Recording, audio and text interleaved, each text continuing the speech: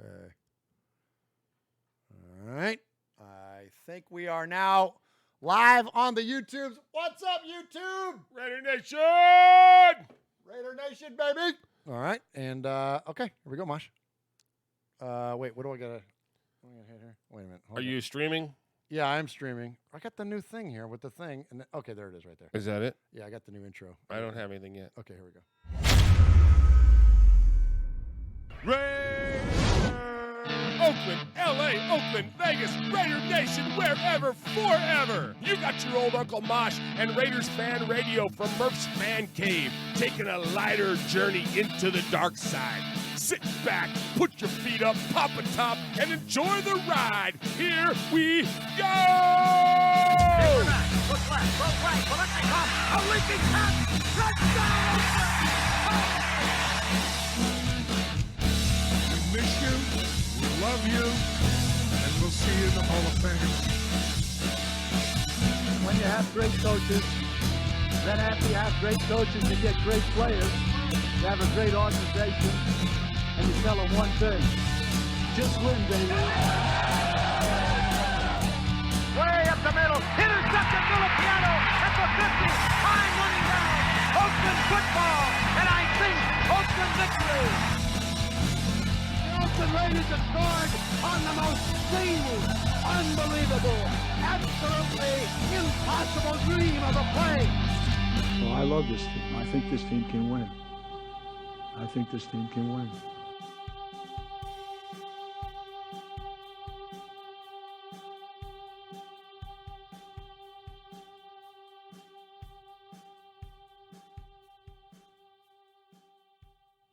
What is up, Raider Nation? Your old buddy Murph back once again for what we hope to be a fantastic episode of Raiders Fan Radio, episode number 134 here in Murph's Fan Cave of Raiders Fan Radio. And our national nightmare is over. Josh Jacobs is signed. We have now signed the entire Raiders draft class. So I guess that pretty much makes the show. So we can just go home now, right? Thank you very much. For Murph, this is Uncle Mosh.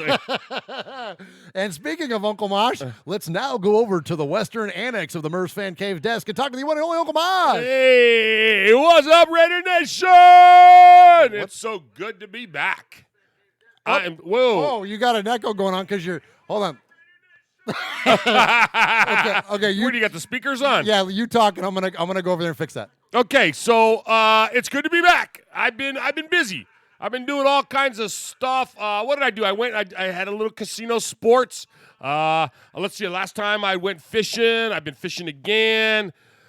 Man, I had a heck of a honey-do list. I got a new dog. You got a new dog. I got a puppy. And he's a wee dog. He's a wee. I've never had a little dog like this one before. Like that. It looks like one of my former students said, "Hey, that ain't a dog. That's a loofah sponge," and they might be right. And what'd you name the little dog? Fritzy.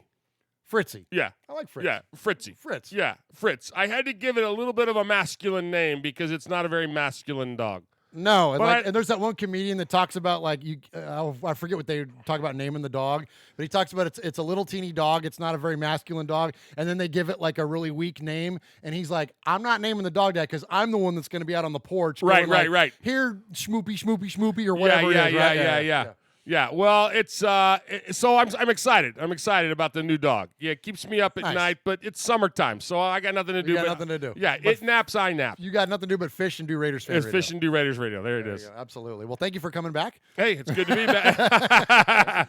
Hey, the Fannies was fun, man. So last time we saw you, we did the Fannies. Right. And that was an absolute blast, as we always have a good time with the Fanny Awards. And yeah, so that was good. We had a lot of good response on that, and you guys definitely enjoyed it. And so appreciate all of you and your feedback on that show, and appreciate your support of what we do here in the Fan Cave. Well, it's good to be back. Lots and lots of stuff is happening. And it's kind of funny though. Last time we got together, we got interrupted by weather. We're supposed to have another one coming in tonight. Do we really? Yeah, okay, a little bit. It's not supposed to be near as bad as it was. It's not 2 tornadic? weeks ago. No. Well, it might be a little tornadic if we suck, but. So if all of a sudden we just disappear, that's why, because we've gotten a little bit of lightning activity here Yep. in the fan cave. So appreciate you joining us here on episode number 134. So those of you that are joining us in the chat room, as always, such a great place to be. Murph's, I always mess that up.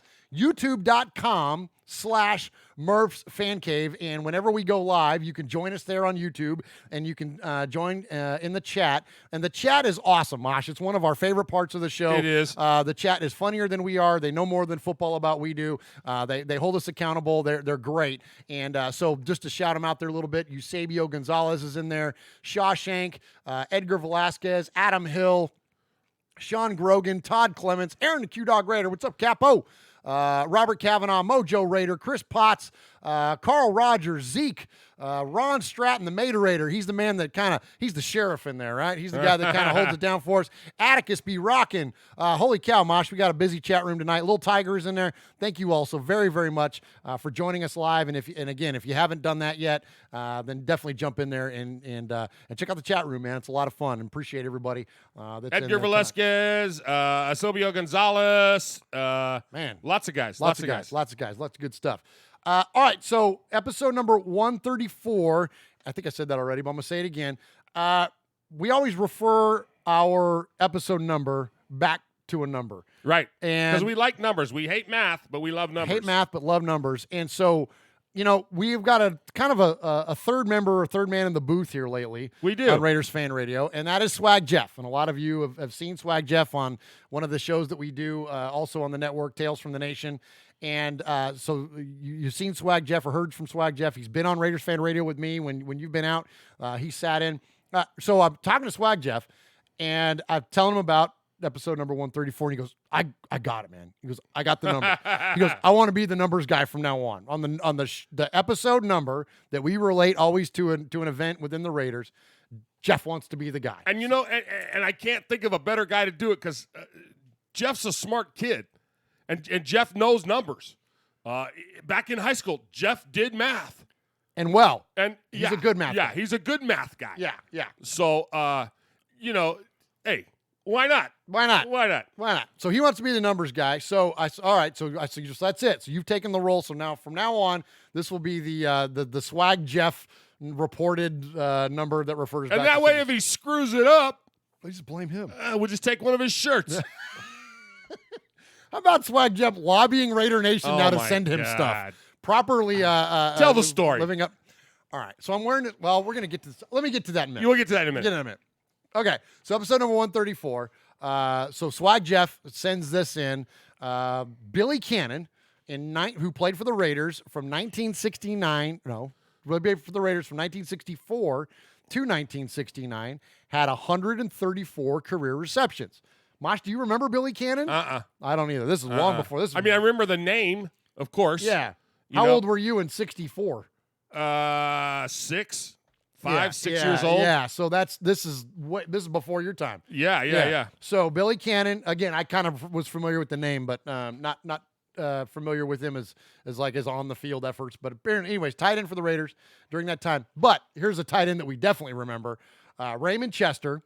Played for the Raiders from 1970 to 1981. Wait, tell him why Billy Cannon. You didn't say why Billy Cannon. Please. He had 134 career receptions. Yeah, I said. Did I not say that? Oh, well. So this is episode 134. Well, see, this is what happens when Jeff does this, and you don't get briefed. I need to slow down. I'm going too fast already tonight, Mosh. I'm wound up. I had coffee. I got my little my Raider. This is it. You're ready to get I might have to put a little Bailey's in there to wind you down a little bit. I know, right? All right, so let me take a breath. All right, so Billy Cannon, but aside from Billy Cannon, Raymond Chester, tight end for the Raiders, who we're all familiar with from 1970 to 1981, 37 touchdowns, 216 receptions. But here's where Swag Jeff did a great job. Average length of catch as a Raider, 13.4. So 134. Wow. So pretty good stuff. Good job, Swaggo. Good job, Swag. Good job. So Swag, if you don't know, he's also our social media director now here on Raiders Fan Radio, and he's earning quite a living doing it. I got to admit, earning a living in T-shirts, I guess. Because they're certainly not paying him any money. No. Okay. Also, one more thing, and I already forgot because I'm going too fast. behind Uncle Mosh there, to up and to the right, not back and to the left, but up and to the right. Oh, which reminds me, Mikey and I were talking about JFK stuff the other day. Oh, jeez. Did you hear about the Mandela effect? Do you hear about this thing? Yes, the Mandela effect. Yeah, okay. You said Same- Mandela. same Mandela. thing. We're in Tennessee. That's like a.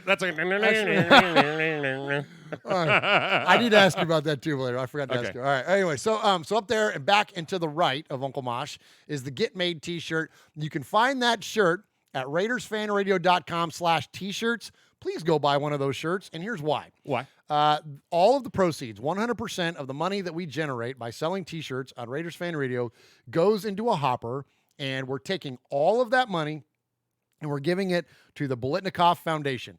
The Biletnikoff Foundation, for those of you that don't know, was started in honor of Tracy Biletnikoff, who passed away prematurely, and in her memory, Angela Biletnikoff and Fred started the Biletnikoff Foundation, and it goes to help women or young ladies that are dealing with substance abuse issues, that are dealing with domestic abuse issues. It gives them a safe place. The place is called Tracy's Place of Hope, and all of our money is going to fund the new Tracy's Place of Hope. That's what we're giving all of this money away to do. Tracy's Place of Hope offers rehabilitative services, so it's not just a safe place for them. It helps them get clean. It helps them get kind of reacclimated to sober life. It's a wonderful, wonderful foundation. Everything that we sell, and we didn't necessarily design this shirt with this intent. This was just going to be our 2019 Raiders Fan Radio shirt, but Mosh and I talked about it, and we just decided that, you know what? We just want to give it away, man. We want to support this foundation. And so that's what we're doing with it. So every dollar that we generate by selling those shirts goes to fund Tracy's Place of Hope, is going to go to the Biletnikoff Foundation. So go buy a shirt. They're cool shirts. They're made here locally. Uncle Mosh has a guy. He's got a guy. I got a guy. He's got a guy. He's got a good T-shirt guy. The guy makes them here. They're good quality, heavy duty cotton T-shirts. It's not like that light print that you get of like Vista. No, print they or last. something. They're like They for last. real shirts, man. And they're $20. It's $25 for the big sizes. We got big boy sizes. We know there's some big boys out there that listen to this show, so we got big boy sizes. We got 4X, we got 3X, we got 2X. Order those shirts, support the Biletnikoff Foundation, and then, of course, in turn, you support us. But here's what we're going to do. So not only are we going to donate that money to them, we're going to give them one of those big old lottery-looking checks. Yep. We're going to present it to them live at the 2019 Crab Fest, which is down in Dublin this year in California. We're going to present that to them on the Friday. Uncle Mosh and I are going to hang out in our hometown of San Jose on Saturday, and then we're going to the Raider game on Sunday. Yep. We're going to go watch the Raiders take on the Detroit Lions, and that's November 3rd. So, couple things there. If you're going to the game November 3rd, definitely hit us up. But most importantly, buy one of those shirts. Help us support Tracy's Place of Hope and the Biletnikoff Foundation. And yeah, And we're excited about that. We are. Anytime we can give back, it's a good thing. absolutely. You know, and I can't think of a better way to do it than to give back to one of our own group. There's a ton of them out there. Man, there's so many to choose from, and that's this year's target. Absolutely. So we're excited. Yeah, absolutely. Good stuff. So we're at like $600. Nice. We're at $600. Yeah. So Nice. our goal was 2,000, and we're gonna get there. And if we go over, we're gonna give it all away. We're not gonna stop at that number. We're gonna keep on going. I know that Aaron, Q Dog Raider, is probably gonna be out there. And so, maybe, I don't know, we'll figure out something cool there, but we're all going to try to attend together.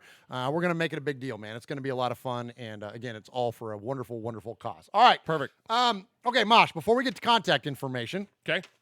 let's do a little respect. Want to do a little respect? We need to get You know, you a we respect. got to give some respect. Let's throw some respect out I there. need to get you a respect button. I got to have a respect button. You got a lot of different buttons. We need to I get a got respect I got button. all the buttons. I don't have contact button. There it is. I got it. You got contact info? Okay. Yeah, all right. All right. Well, before we get to that, though, let's do some respect. Okay. And I'll work on the respect thing. I did the new intro this week. I don't know if you guys caught that. If you like the new intro, I love it. I love it. Thank you, Mosh. So that was my big project for this week. But I'll work on getting your respect button as well. Okay, so we're gonna give respect to two entities this week. First, we're gonna give respect to Salt City Silver and Black. I'm wearing their new shirt for 2019. This is Salt Love City. it. Their Love it. their 5-year anniversary. Salt City Silver and Black. Let me scoot up a little bit there. So that's in Syracuse, New York. And they are an awesome booster club. Jay Morse is the guy up there. Been a longtime supporter of Raiders Fan Radio, and he sent us a gift pack. Yeah, man, and he sent me a patch for the hat, for the Uncle Mosh Carhartt hat. I love that. It's gonna go right there on right here on the hat. Yeah, as soon as I can remove those headphones. And we're fired up about it, man. And he sent a nice message. He did. Along with it. You want to let us tell us about that? He said, "Hey Murph, your package is in the mail." Famous last words. Hey. And should be there any day, maybe today. Rob Goffredo, the president, the Salt City Silver and Black board members, and myself have decided that we would like to give you and 3 others the distinction of honorary lifetime members. Going forward, we will only add 1 new honorary member into this prestigious group every year. This is a thank you for helping us grow and spreading the word that there is a Raider Club in Syracuse, New York, trying to help the community while representing the Raider Nation with pride and poise. We really appreciate your podcast, your YouTube channel, and more recently, your commitment to one of our favorite charities, the Biletnikoff Foundation, for Tracy's Place of Hope. Keep doing what you do, and remember, if you ever find yourself in central New York for some reason, you have a home. Jay Morse. Wow, that is fantastic, isn't that cool? Man. And he did. He sent us so much cool stuff. You know, little bracelet. Show it. You know, a sticker for the back of the Moshmobile. You know, nice. Yeah, and I'm just glad I was on tonight because Swag Jeff would have never let me have any of this stuff. Oh, he'd have been on that in fact, you know what? He was over here earlier today, and he was eyeballing it, and he goes, "Well, can I have some of this stuff?" And I go, "Jeff," we got to show it on the show. He's like, "Oh yeah, huh." Like, come on, man. Like, he was trying to poach it right off your desk, man. You know, he should have been worried more about briefing you on his numbers. Yeah. He should have been worried about my swag. Yeah. Oh, my gosh. He's out of control. But anyway, so thank you to Salt City Silver and Black. Thank you to Rob. Thank you to Jay. You guys rock. You guys are the best. Appreciate the support of Raiders Fan Radio as always. And, yeah, if you're in Central New York and it's Raiders Sunday, definitely look those folks up. And we appreciate what they do, too, because they give back to the community as well. I mean, they've got a yeah, I'll show you. This is cool, man. I've got a pamphlet about what they do, and it shows pictures of them. It's got on the inside. It's got all about who they are, their mission statement, what they do. I mean, they are top notch. They are right on bunch of guys, man, it's and legit, girls, man. and they're all about it. You know, they're in their mission statement. They said they provide a family-friendly, Raider-focused environment for all ages. Man, they believe in giving back to the community and have raised thousands of dollars for both national and local charities through fundraisers, raffles, tailgates, all kinds of stuff, man. And I just love it, man. I love that. Good stuff. And they're doing it right. And that's one of the things, Chuck McCann, our buddy that's the president of the New Jersey chapter of the Black Hole, he says it all the time, man. No one does it like we do. No one does. Right. And when I say we, that's him talking, because we're not affiliated other than honorary. And thank you to those of you that have reached out to us to be honorary members of your fan club, including the New Jersey chapter of the Black Hole. But those guys they're 365, man. They're marching in parades. Yep. They're doing highway cleanup and fundraisers and charity. Like it's not just getting together and drinking beer and eating chicken wings on Sunday like a lot of booster clubs from other teams are. These Raider clubs are 24/7, man. So absolutely, much respect to all of you holding it down for Raider Nation in that way. And thanks to Salt City Silver and Black. All right, one more, Mosh. I want to give props. I want to give respect to the Raiders, to the friggin' Las Vegas Raiders in particular. And there's a lot of. It seems like, and it's just, look, I don't want to get a whole thing, but there's negative press in terms of players. Sure. I don't think we do a good enough, when I say we, I'm not part of the media, we're not part of the media, but I think big time media doesn't do a good enough job of celebrating the efforts that players have in their communities and investing in their communities. And the Raiders proper are already investing in Las Vegas as a community. Most recently, they did a thing where they gave away service animals to veterans. They had these guys that came, Mosh, to the new stadium under the understanding they were going to tour the new Las Vegas stadium, and instead, well, not only did they give them a tour, but then they gave them service animals. Murph, Do you know how much a service animal costs? No, I don't. It's crazy. Okay. Like on the low end, $14,000. On Oh, the gosh. Oh yeah. On the high end, you're talking $35,000, depending on what they do. Because these are like the full-on dogs. Like These this are isn't like a this. you know. This little, isn't just this isn't somebody's those are like lupus. German shepherds or Yeah, something. this is stuff that folks that are suffering from PTSD, they're suffering from even diabetes. They can smell it. You know, they can train these dogs. We have a student at school who has one. Okay. And she, because she's diabetic, and they had such a hard time getting it under control and everything, that she has it. And when her sugar is either high or low, I'm not sure which kind of diabetes it is, it alerts. You know, it's crazy. And so, I mean, we're talking thousands and thousands and thousands of dollars for these dogs. So this is no just, hey, here's a shelter pup. This is legit stuff. Wow, you know? that's cool. That's I didn't know all that, awesome. Mosh. Oh, yeah. I didn't know all that. That's awesome. Yeah, so the Raiders freaking are gave these dogs away to these guys, and apparently these guys were on waiting lists.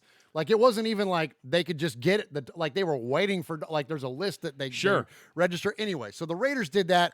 That's amazing, man. That's just great stuff. I love to hear stories like that. So kudos to them. And then also, and I got a little audio clip for you, Arden Key and Colton Miller did a fundraiser for some of the local school kids that needed, like, School backpacks supplies, and yeah. school supplies and all that kind of stuff. So they had a big bowling thing at one of the local bowling alleys, and here's what it sounded like.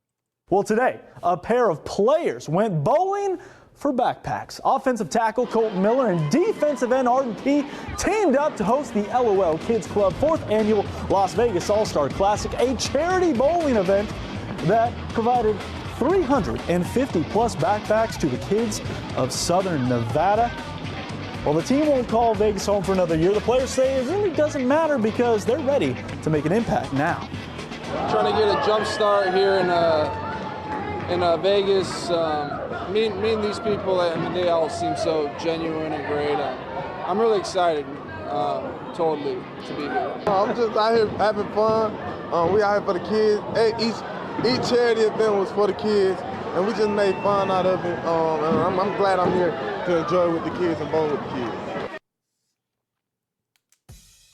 All right, boys and girls, pay attention. You got your old Uncle Mosh here with an update. That's right. I got some stuff for you. Take out a piece of paper, a pencil, a pen. Heck, use your pocket knife and carve the info into your dashboard as you're driving down the highway. First off, you need to like us on our fan page on Facebook. That's right. Go to Facebook at Raiders Fan Radio Podcast. Don't forget about the Twitter. You know your old Uncle Mosh, he twits now. That's right. Go to at Raiders Fan Radio. Also, don't forget the Instagram at Raiders Fan Radio. Or what about our website? That's right, RaidersFanRadio.com. Heck, if you want to, you can even email us, show@RaidersFanRadio.com, or call us on the Raiders Fan Radio hotline, 909-345-3346. That's 909-345-3346. Don't forget Merv's Fan Cave on the YouTube, where you can get all the show links, like the Fan Club Blitz with Splatterhead and Fitz. Find all our stuff on podcast providers like Stitcher, iTunes, and Google Play. All right, did I hit the time limit? Good. All right, Raider Nation, so here we are in episode number 134. We got a lot to get to tonight, and most of it is you. We have just a couple of quick little stories and fun things I want to get to, and then we're going to get to your calls. You know, it's as I like to call it, the offiest of the off season. Here we are in the early part of July.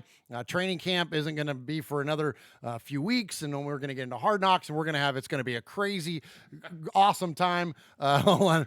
Mosh is laughing in the middle of me saying something, so I know something's going on in the chat. Let's go ahead and get over to go ahead. I wasn't necessarily thinking about the chat. Okay. Can you imagine Arden Key bowling?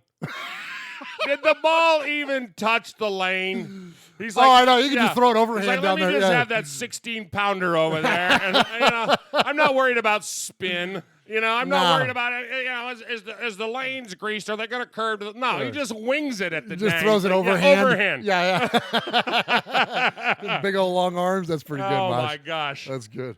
All right. Sorry. So no, you're fine. So we got a couple to get to tonight, and then we will we're going to jump into the Sea of Fans. So because it's the offiest of the off season, and you all were honest this week in a great way, a lot of voicemails. So we're just going to go a couple quick stories and then go all voicemails from here out. So, and in fact, some of these under normal weeks, we wouldn't get a chance to get to all these voicemails, but I figured, what the heck, let's go ahead and go for it. And we're just going to play them all, man. And there's 20 some odd voicemails. We're going to have fun with it. We're going to have a good time with it. So before we get to that, though, I want to jump into a fun little thing that I saw this week. So speaking of Raiders fan clubs, Raider Nation of Rochester, speaking of upstate New York Raiders fan clubs, is Rochester in upstate? Please tell me it is. Yeah, you're good. You're good. All right, so Raider Nation of Rochester, I wish it wasn't. I wish it wasn't, yeah. Because I would have told you it was anyway. Because it's like Oswego and Albany and Syracuse, and they're all up there, right? Yeah. Okay, all right, just making sure. Okay. Right. I've been to Manhattan, but I've never been anywhere else in New York. Yeah, it's way. Just when Johnny says, yeah, no, you were right. It's way upstate. Okay, good. Okay. All right, so, and he's a New Yorker, so there we go. So Raider Nation Rochester put out this really cool tweet. And what do you want to read the tweet? You got it there, I think. Read the tweet for us. Set this thing up proper. Okay.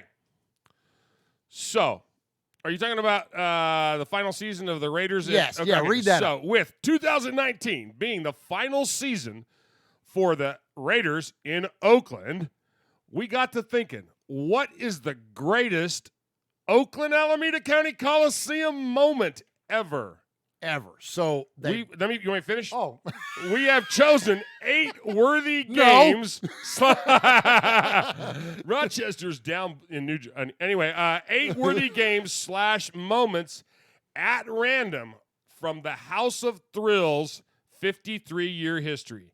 Cast your round 1 votes in the comments. Okay, and then it goes on. And then it goes on. All right, so they put up this really cool picture, and I wish I could share it with you guys, but so those of you on the YouTube, you just have to trust me on this.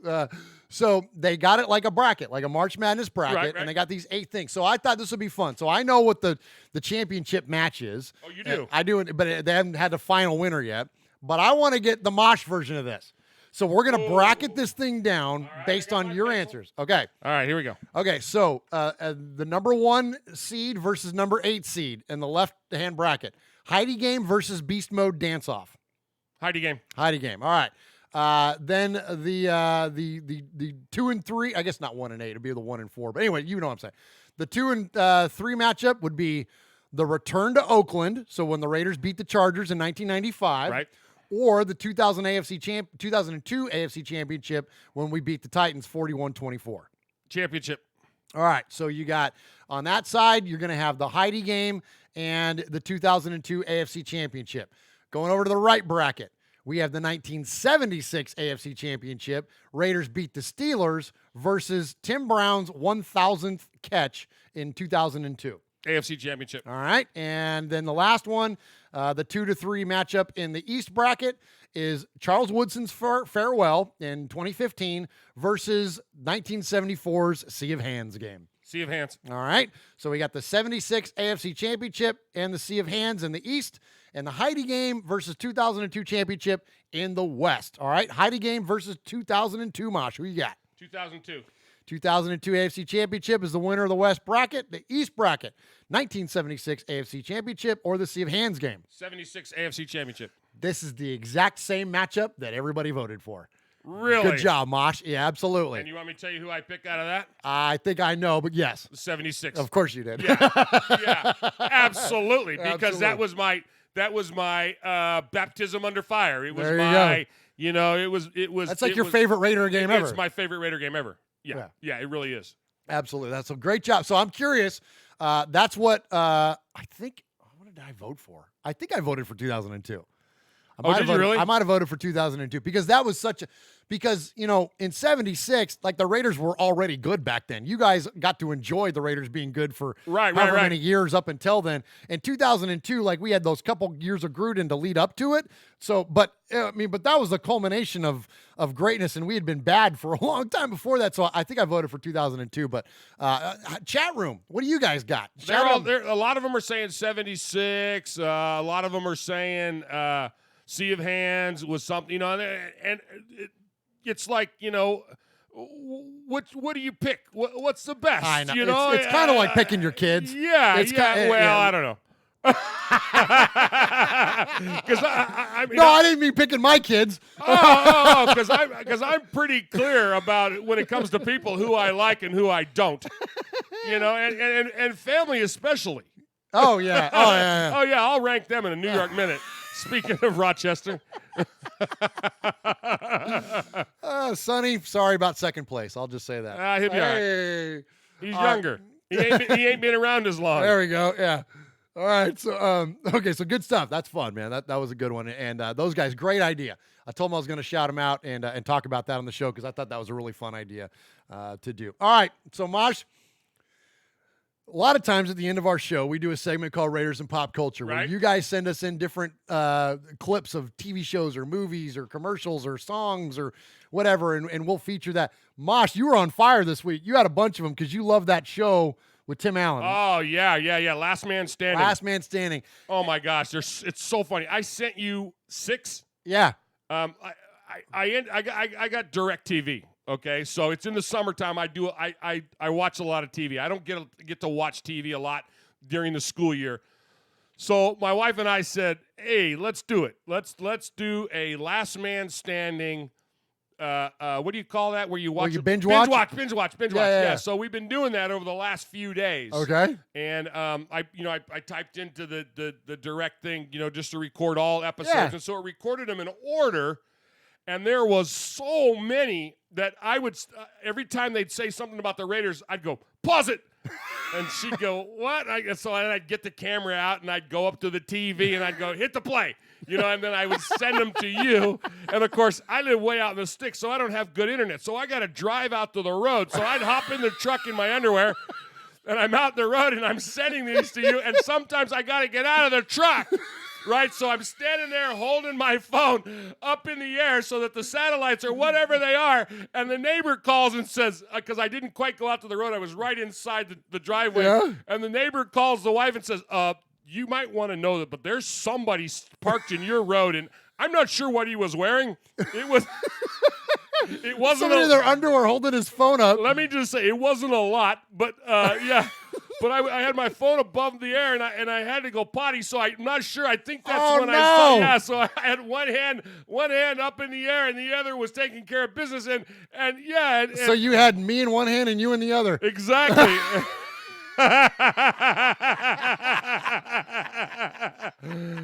Yeah, but that's the only way I can get the internet to work. I used to have to hold the antennas, growing up as a kid, so I'm used to that kind of stuff. Oh my gosh, you're making my glasses fog up. Oh, jeez, Mosh, so damn funny.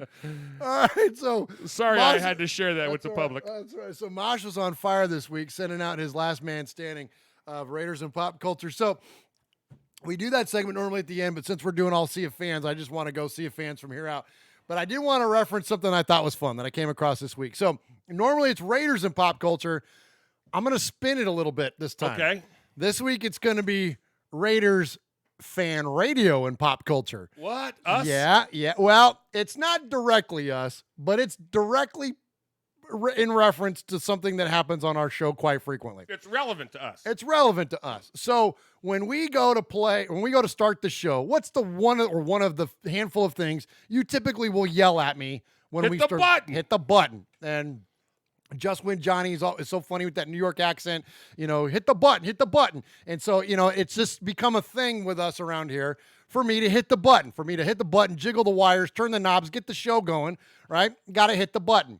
Well, the new season of Stranger Things came out. Now, you just mentioned you live in the sticks. You ain't got the internet. Uncle Mosh doesn't watch Netflix. I do, and I love Stranger Things, and it's great. I know most everybody loves that show.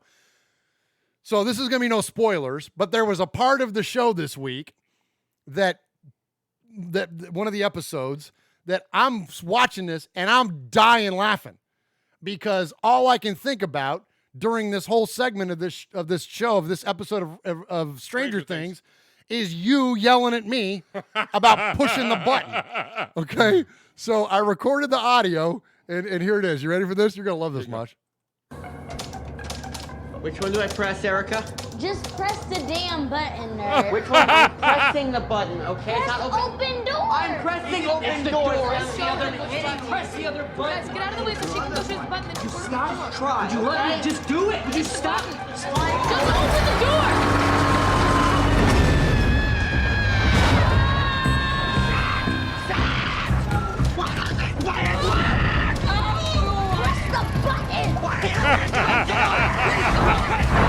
Just press the button! My groin. It fell on my groin. If that's not the beginning of our show, typically, I don't know what. Oh, my gosh. That's right before we go to the YouTube. That's what Raiders Fan Radio sounds like. You screaming this at me. Just press the damn button. Yeah, I do. Do you hear what she says at the end? Yeah. Oh, no. Do it No, again. listen. Just press the damn button, nerd. Press the damn button, nerd. Oh, man, that cracked me up, man. I'm dying laughing watching that show, and it's not a funny scene. They're, like, falling in this elevator thing, and it's, like, this scary moment for the kids, but I'm laughing my face off, man. Q-Dog says that you're supposed to stare at Yoda and go, the button you must press. Hey, shout them out before we get on to the Sea of Fans. Shout out chat room. Oh, my gosh. Well, Just Win Johnny's there. Dakota Raider, Wyoming Raider. We got all the upper Midwest. Tampa Raider. Kevin Reitzel is there. Carl Rogers is there.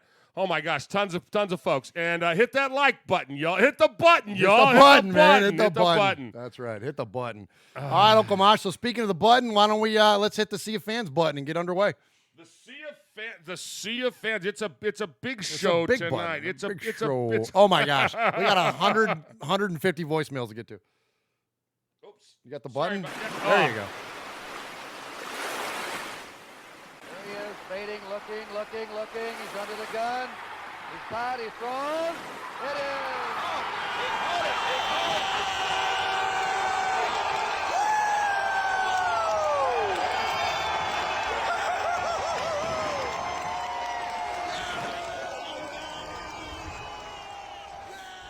Hey, were you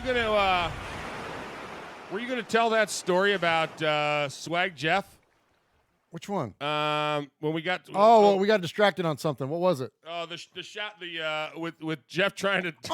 Okay. So the Syracuse folks, as I mentioned, so they sent us the gift pack, and I took what I thought was a really cool picture of all the different fan club shirts that have been sent to us over the past couple years. So, and there's like 7 or 8 of them. Oh my gosh, yes. I thought it was kind of cool, and I just put in there that I'm going to wear the next one, or the newest one on the show, which is the one I'm wearing now. And so we got a lot of cool responses from there, and a handful of the different booster clubs that hadn't sent us stuff in the past. And this was not my attempt to like lobby free stuff. No. We don't want free stuff. No, I don't want it. I wasn't trying to get gear out of it. I just I thought it was a cool picture. And but a few of the others reached out and were like, hey, what's your address? We'll send you a shirt too. And I was like, oh, great. That'd be great. I'd be glad to wear it and support you. And let you know man.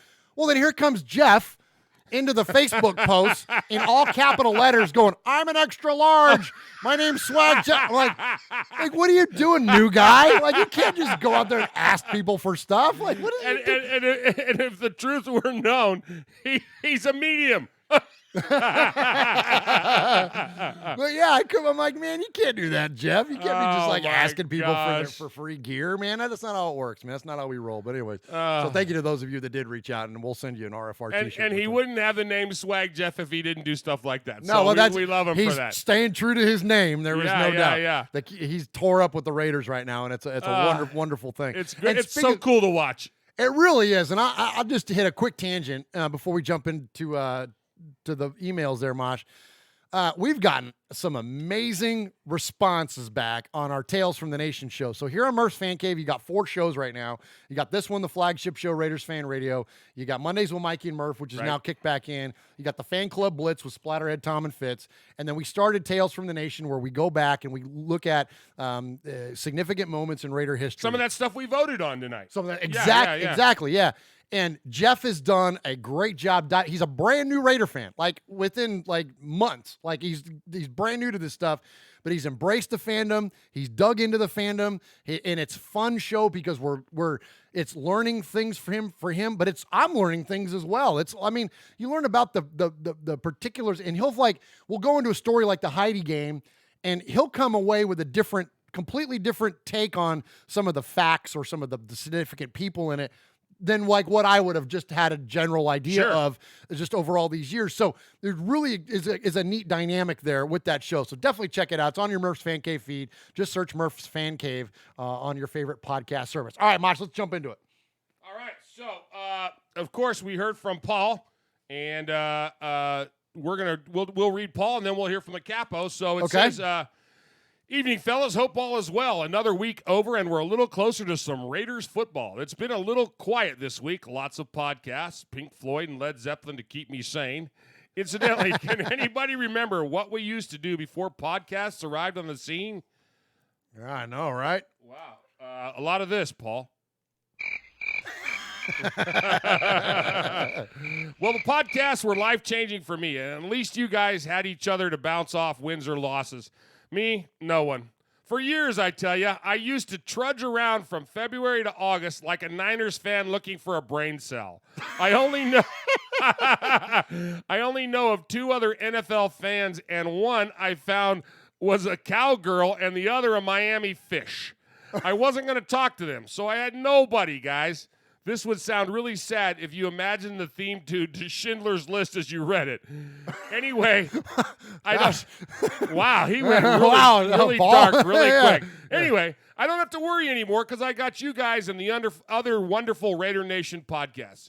You can tell earlier in the week I hit a preseason wall, but then I saw the new Raiders 60th season logo, which is outstanding. Do you got to? Yeah, I'll bring it up for you. Yeah. The new stadium is looking really cool, and the training camp schedule has been confirmed. We're nearly there. It's not long now. Finally, huge congratulations to Haley, the first RFR, the first RFR made woman. Hopefully, she is the first of many. Love you, Raider Nation. Happy 4th of July to everyone. Regards, Paul Egerton from Shropshire, Mississippi. The Pauly Award winner for 2019. Proud made man. One-time winner of the Raiders Fan Sizzler Award. And, Paul, seriously? You didn't put on there the Sizzler statistician for RFR? Come on, buddy. We don't give you these titles if you're not going to put them on there. I know, huh? Yeah. Sheesh. Okay, so Mosh's favorite number is 60. Absolutely. And here's it's not the best picture of it. It's kind of cropped at the top, but you can see it there. Oh, nice. And I'll hold this up to the so there it is. So there's the Raiders 60 patch. And now apparently they're going to be making small changes to it as the season progresses. So right now in the middle of the 6-0 is the Al Davis torch. And so I would imagine that, I'm guessing, but I would imagine that like one of the changes they might make is, take away the torch and put in the 3 Super Bowl trophies, put in the 3 Lombardis or something to that effect. So it should be going through some cool incarnations throughout the course of the season. And so cool stuff there. So, and appreciate the email from Paul and keep them coming and get that signature line right, my man. Hey, so we got another one. All right. Hey, Murph, Uncle Mosh, and and Swag Jeff. Oh, he's making the list. How you doing, fellas? It's Kev from Scotland here. Well, of course, he's making the list from over the pond. Yeah. Been a while since I last spoke to you guys, as I've been head down working away the last 5 or 6 months, but I've listened to every show you guys have put out. Even although I'm snowed under with work at times, you guys get me through it. Gotta say, the shows have been brilliant as usual, and a big shout out to Swag Jeff for just slotting right in there and becoming a great addition to the RFR family. Great work, Swag. Wow, Swag's got a fan. Man, I'm telling you, man. Tales from the Nation has been awesome, and we might need to start editing some of these emails. I don't want to blow his head up too big. No, let's cut him back a little bit. All right. And I particularly enjoyed Super Bowl 18 show as it took me back to the birth of my Raider fandom. This is where it all started for me. I started watching the NFL in 84, 85 when I was 9 or 10 years old and never really had a team until I saw the highlight reel of the Marcus Allen touchdown run versus the Redskins in Super Bowl 18. That was it for me. You could say Marcus Allen is the reason I became a Raider fan. Murph, Nice. You mentioned in the SB Tales from the Nation episode that hardly anyone includes Marcus Allen on their Mount Rushmore. Remember you interviewed me for Silver and Black UK in the London game last year, and I put, pardon me, I put Allen on my, where am I at? I put Allen on my Mount Rushmore because he's the reason I became a Raider fan. Also, the fact I remember him as you do, being a totally dominant player until a certain number 34 came along, who Al favored more than Marcus Allen. Truth is, Bo Jackson was the best running back in the game at the time and would have taken number 1 spot on any roster. Shame it went that way for Marcus, as he was not only a special player but a Raider through and through. You can understand why he was so pissed when Al started to mess with him around a bit. Also, my first ever jersey was when I was 12 years old, and it was a home number 32 Allen jersey. It was a cheap, meshy replica, but I loved it so much. Anyway, Tales from the Nation is a great show, and it got me thinking of something else. Murph and Swag Jeff have both hit several times on the lesser-known players and the outstanding moments and contributions they have made to either game or within their careers. I think this would be a great show idea. Lesser-known players who've made an impact one way or another whilst playing for the Raiders. Gotta say, this offseason has been longer than a month in jail, but we are nearly at training camp than preseason. Training camp will be interesting with all the positional battles that will take place. I think the standout ones will be the D-line, especially the inside guys. We've got plenty of good players in the position, and I'll be interested to see how the likes of Vanderdoes and P.J. Hall compete with Hurst, Hankins, and Ellis. Also, pass rushers. Could Ronald Ollie push Benson, Mayoya, and Josh Morrell for a roster spot? I would think Farrell, Key, Crosby are all locks. The corners and receivers will interestingly be as well, because we have so many guys in good depth on the roster right now. I can see it being the end of the road for Dwayne Harris if we find a return gem with one of the young guys in camp. Well, that's it for now, fellas. Shout out to Raider Nation worldwide, my man Skane in Sweden, all of the Silver and Black UK, the mini black holes, Stevie, Annie, Heath, Haley, Colin, King Louie, and Daisy, and of course, all the RFR family. One nation, just win, baby. Kev from Scotland. Awesome, Kev. Good to hear from Kev. It's been a little while since we heard from him, and definitely appreciate you checking back into Raiders Fan Radio. There's a lot of good stuff in there, man. A lot of good stuff, and I agree, sadly, about Dwayne Harris. I think he might be the odd man out, man, especially if J.J. Nelson can return kicks with that kind of speed, and we think Hunter Renfrow is going to take the spot at the slot. I definitely think that Harris might be. Of course, we just signed him to a pretty decent contract, though, too, so we'll see. But great email, and I appreciate all the feedback as usual. All right, Uncle Mosh, I think it's time to get to the capo, huh? It's time. Come on, All right, Aaron. so here at Raiders Fan Radio, if you call us 3 times or if you email us an undefined amount of times, you become a made man or a made woman. We had our first made woman last week. Congratulations to Haley on becoming our first made woman. And she's running with it, dude. Oh, she's on fire with it. It's great. Tell them a little bit about Miss Haley.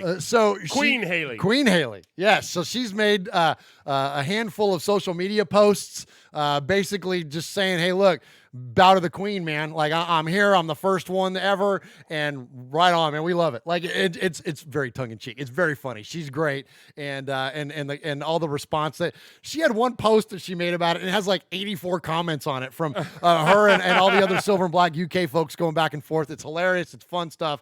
And so we appreciate her and her correspondence here with us at Raiders Fan Radio. All right. So if you call the show 3 times or email us an undefined amount of times, you become a made man or a made woman. And every crew needs a captain. We call him the capo, and he is Aaron, the Q-Dog Raider. And we got a lot of multiple offenders this week, Mosh. We got a lot of voicemails, and we have a lot of folks that called us like 1, 2, or 3 times. And so, hey, this is the Sea of Fans show, so we're going to let them all roll, man. We're going to play them all. Full Metal Mexican says it's capo time. It's capo time, so let's hear number 1 from Aaron, the Q-Dog Raider. Greetings, Sonny, Mosh, Murph, Little Murph Nation.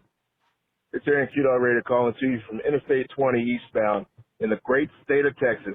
I almost missed my time. I got a lot of things going on. I mean, I've heard a lot of, good replays and stuff like that, but I don't even know if there's going to be even a show this week. But if there is a show this week, I'm rolling down the highway, and I got myself a burrito, and it's delicious.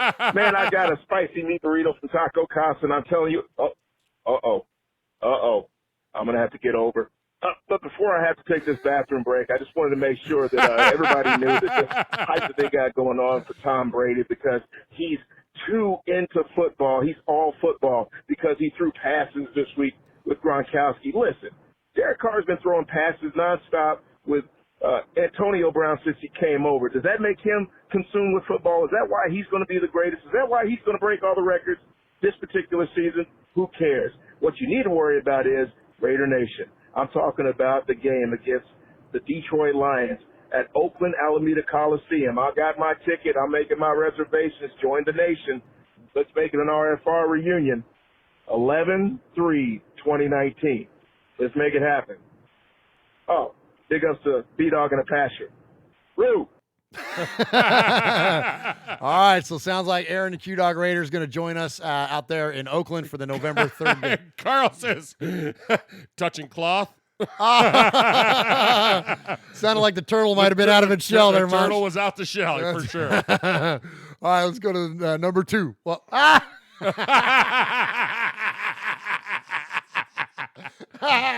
right, let's go to number 2 from Aaron. Whew. Man, I'm glad that's over. All right, Q-Dog Raider coming back to your capo.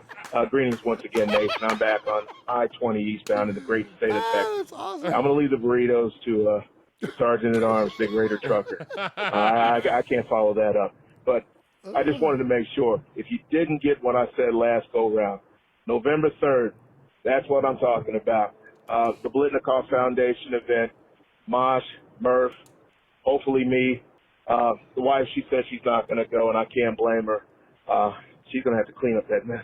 But anyway, respect goes out to Raider 1975, Ron and Alliance, the Raider to be named later. You know who he is. The hit list, Johnny Townsend, and I can't really think much more. Congratulations to Mojo for protecting us as we sleep and doing the damn thing around the clock and doing things that you probably can't disclose over these airwaves. Other than that, this call has been brought to you by the men and women of, let's pick a bourbon. Let's go with Larceny Bourbon. Man, I tell you what, it keeps the jokes flowing, it keeps me rolling. I'll holler at you later. Group. Oh, man. Oh, that's a great call, Aaron. And the chat is on fire, man. The chat is I'm not going to read what Johnny wrote, but Johnny, you just slayed me and Mosh both, man. That was amazing. All right, so great stuff from Aaron as always. So there was Aaron going number 1, Aaron going number 2, and Aaron also went number 3. Ooh. A rare three-peat. Q-Dog Raider calling back once again, Nation. Sorry to waste your time, but I'd be remiss if I did not mention the passing of the Battleship Lorenzen, the Pillsbury throw boy, the round mound of touchdown. Mr. Jared Lorenzen, former Kentucky losing quarterback, NFL champion with the New York Giants, who beat the Patriots. Somebody had to do it. But he passed away this past week from health complications of overweight. So, Raider Nation, please take care of yourselves. And prayers go up to old number 22. So that's all I got. And I keep on wanting to mention this individual, and I keep dropping the ball. But mad respect to Rev Raider in New Jersey. All right, Root. All right, good stuff from Aaron. So going back, sorry, I was distracted by all the number 1 and number 2 talk. And then number 3 was out of control. Just when Johnny says number 3 is not a good time, Murph. Number 3 is a combination. Yeah. Moving right along. So Aaron talked about him maybe going with us to the Biletnikoff Foundation dinner. Sonny's going to be with us too. Cool. And so, yeah, I think we're all but confirmed there. I'd say we're about 90% sure he's going to be able to make it, not only to go to the game with us, but also attend the Biletnikoff Foundation dinner. So, yeah, if you find yourself in Oakland in early November, definitely catch up with us. And, all right, Mosh. Sir. We got another three-peat. Uh-oh. Yeah. So, I think this next caller, I think he's secretly trying to take over the show because he's leaving us some monster voicemails, man. And look, we already paid for the website, so I can't change it to Hardcore Raider fancave.com because we already own Murphs. But I will, and I'm joking, of course, but a Hardcore Raider calls us a lot, and he leaves us some great voicemails. And typically, I have to kind of narrow down the voicemails because we just would run out of time. But since we're kind of doing a voicemail show tonight, I'm playing everything. So Hardcore Raider called us. He left us 3 voicemails this week, and they're good. He's got some great points going on here, and these are some pretty fun topics. So we're gonna let them roll. I'm gonna play them 1, 2, 3, and so here we go. Here's the first one from our buddy Hardcore Raider out there in Donkeyville. Murph, Uncle Moss, Q the Cat Dog, Titan. Let's see, what's his name? Is it Titan Raider? Oh no, Swag Jeff. I guess we gotta throw him in there. Hey, this is Hardcore Raider calling from Donkeyville. Scratch the previous call. I want to get in a couple things here. So wasn't able to give you guys a call last week, was slammed at work, but you guys had episode 133, and I did have something I was going to call you guys with. And when you guys did that show on Wednesday, we had 133 days until our last primetime game, Thursday night game against the Chargers. However, I got another one for you for episode 134. We're going to rewind time a little bit. We're going to go back 134 games.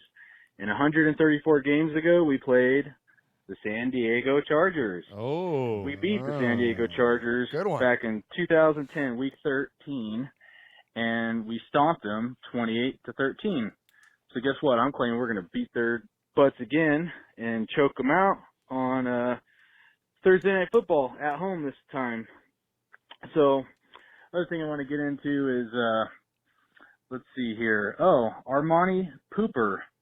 Man, that guy was never going to be a Raider. A lot of number 2 jokes going on tonight. Yeah.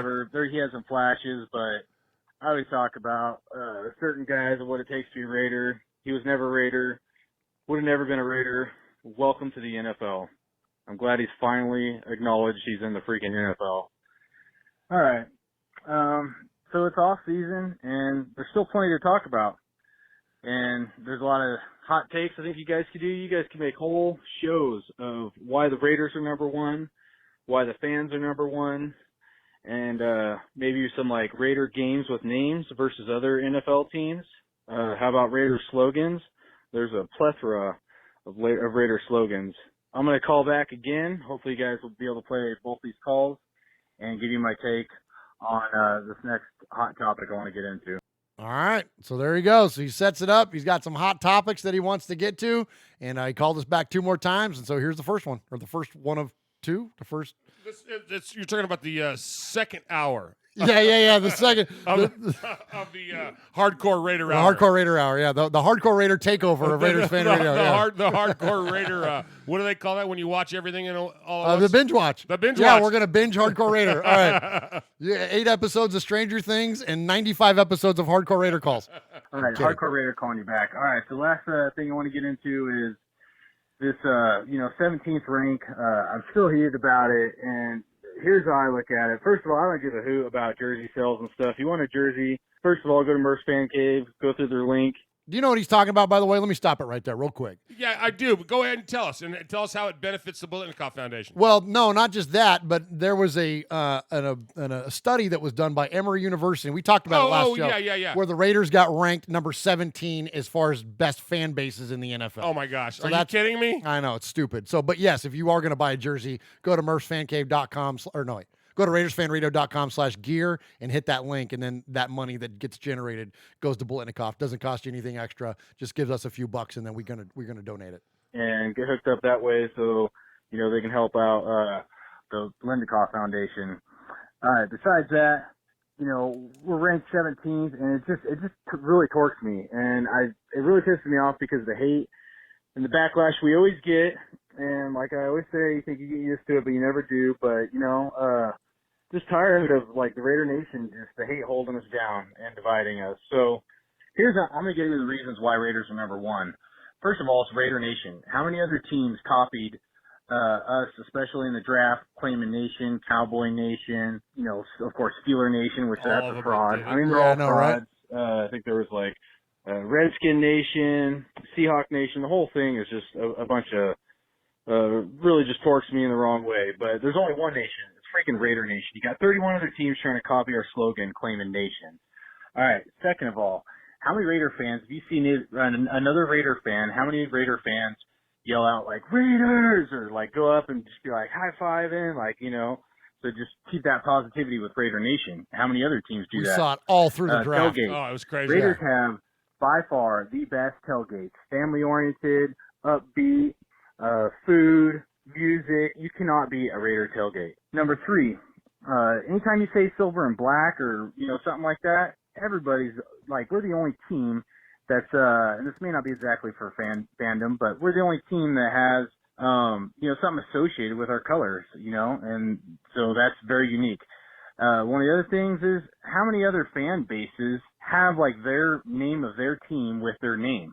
Mikey Raider, Raider Homer, Hardcore Raider. How many other teams out there have their team name with like a nickname, dude? We're it. It's Raider Nation, dude. And we're probably going to be the only fan base that has had 3 different cities as homes. I'm going to call back on my last segment on this. All right, so he's got a lot there. I'll just respond to a couple quick things. He warned us he's going to call back. I know he's setting it up, and that's again. We can't be doing this all season, but tonight we're gonna go for it. A couple things there. He said we'll be the first team to play in 3 different cities. We could be the first team to win a championship in 3 different cities, which would be amazing. And the other thing, and I had lunch with Swag Jeff today, and one of the things we were talking about is because I was telling him a little bit about what we were doing on the show tonight, and I brought up this point, and I think Hardcore Raider makes a really cool point. And Mosh, I want your feedback on this. When you talk about when you say the silver and black, it's the Raiders, right? Is there any other team in any other sport where you can state the color or colors and know immediately who you're talking about? The only one that we could come close on was Big Orange, because we're here in Tennessee, but Orange could be Syracuse also. Like is there any other team that pops into your head that would be synonymous with a color or 2 colors? I don't think so. We couldn't think of any. And we sat there at lunch for an hour and couldn't think of anything. Can you? Yeah, no, I think the closest thing for me is the pinstripes. Oh, that's a good one, Mosh. When you say the pinstripes, it's nobody but the Yankees. That's a very good one. That's the only one I can think of. That's money. You're right. Yeah. That's dead on. But that's why you pay me. That's why you're the best co-host in the game, man. That's it. And there's some good ones out there. There's some good ones, Che and those guys. You know what I mean? But no, absolutely, that's a good one, Mosh. The pinstripes. Let's hear it, chat room. If you can think like a color or colors, and I don't mean like stuff like it's definitive, like what Mosh just said. It's definitive. When you say the pinstripes, no one's thinking about the damn Cubs. Everyone's thinking about the Yankees. When you say silver and black, you're thinking about the Raiders. When you say big blue, heck, that could be like 5 different teams. You know what I mean? So when you think of just a color or colors, is there anybody else synonymous like the Raiders are? At Raiders at One Nation says Al Davis picked silver because nobody had silver in that time. There you go. So again, it's Al. That's good stuff. That's good stuff. All right, so let's go one more.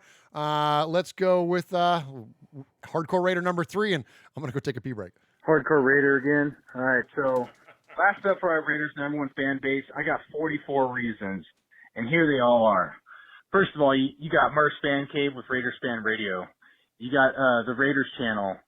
You got the Pillaging Podcast, On Air Nation, Fan Club Blitz, Raider Ben, Grimy Nation, Watts Raider, Simone Raider, Sanjit T, Raiders 1967, Silver and Black Films presents The Raider Critique, Silver and Black Today, Raider Homer, Raider Invasion, Silver and Black Report, Raider 24, Raiders Voice, Town Business, Raider John, The Will to Win, Byron Live 95, Oakland Raiders Report, The Raiders Daily, Raider at 408, DC HQ, Oaktown Graphics, Raiders Podcast Upon Further Review, Locked On Raiders Podcast, Raider Cody Podcast, Silver and Black Nation, Behind the Eye Patch, the Raiders Insider Podcast, NBC Sports, East Coast Nation Podcast, Silver Shield Podcast, Raider Nation Podcast, Raider Snake Pit Podcast, Black Hole Banter, Raider Lounge Podcast, Silver and Black Pride, Vegas Nation Podcast, Ladies of Darkness, Fly Sweet Podcast, State of the Nation. So right there, you got 44 podcasts and YouTube channels that only cover Raider stuff. I only listed the ones that cover only Raider stuff, no other sports. There's plenty there's a few other, there's plenty of other guys out there that cover Raiders plus additional sports or other teams. And on my list, you got 27 YouTube channels that were active, had to been active at least within the last 3 months. And then you got 17 podcasts also had to been active within the last 3 months. So I've been doing some stuff with Raider Ben, YouTube channel. And, I put something out there where I was going to give someone, and I still am, if someone wants to do it, but a $50 gift card at NFLshop.com. And if someone wants to take me up on it, I'll go through Murph's Fan Cave so you guys, through your YouTube channel, so you guys get hooked up with whoever. But I'm going to do a $50 gift card for two things. Either one, somebody that comes up with this same list that I did of other NFL teams, an itemized list of all the other 31 other teams that covers only that team and no other sports, and prove me wrong that anybody else has more than 44 podcasts or YouTube channels. Or if you don't want to do the itemized list, find another team that has more content, Raider content out there than us. I stopped watching mainstream media because of all the hate, and this is all I do is listen to podcasts. I came up with the list. Somebody proved me wrong. Somebody proved me right. It's Raiders Nation all day, every day, and I'm ready to bring it. I'm going to keep bringing it. Google Voice has claimed.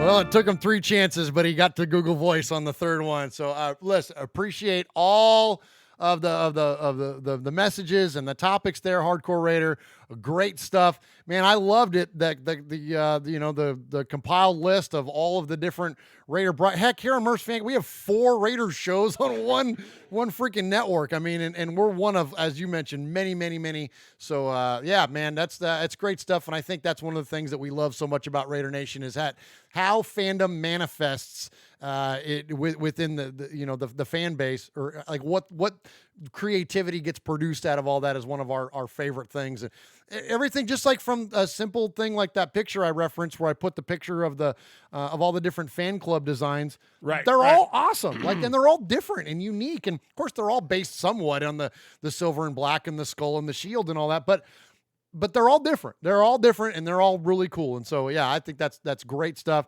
A couple things in the chat there, Mosh. There's a few color schemes that are going around. The purple and gold of the Lakers, that's pretty good. That's a good one. I think that when you think purple and gold, I mean, that could be the Vikings though too. Well, but I think you would think of the Lakers, right? But it's not as a definitive. Sorry, Q wouldn't. No. Q Dog claims it's the Q. Oh yeah. So it's not yeah. definitive. Yeah. That's what I'm saying. Yeah. That's good. That's good. You're right. And I see another one in there that said black and yellow. I know that was like a song and that was popular and stuff, black and yellow, but black and yellow, there's 3 teams in the same city that all have black and yellow. Right. You know what I mean? You got the Pirates, the Penguins, and the Steelers all have the same color scheme. So which one are we talking about, right? So I don't think black and yellow. I think it's silver and black, and then that's it. Everybody else is playing for second place. All right. Appreciate it again, Hardcore Raider. And Mosh, we got 2 made men this week, 2 newly crowned made men. One of them is right on number 3, and then the other one is like on 4 or 5, and he's one of those ones that I missed, although he didn't have to remind me. Thankfully, I caught it and realized that he had not been added to the made man list. And so we're going to play the first call, and then we're going to play the second call, and then we're going to hit the made music after the 2 of them. So here's the first one of your favorite names, and we're going to go hear from Lino, the Full Metal Mexican. Hey, what's up, everybody?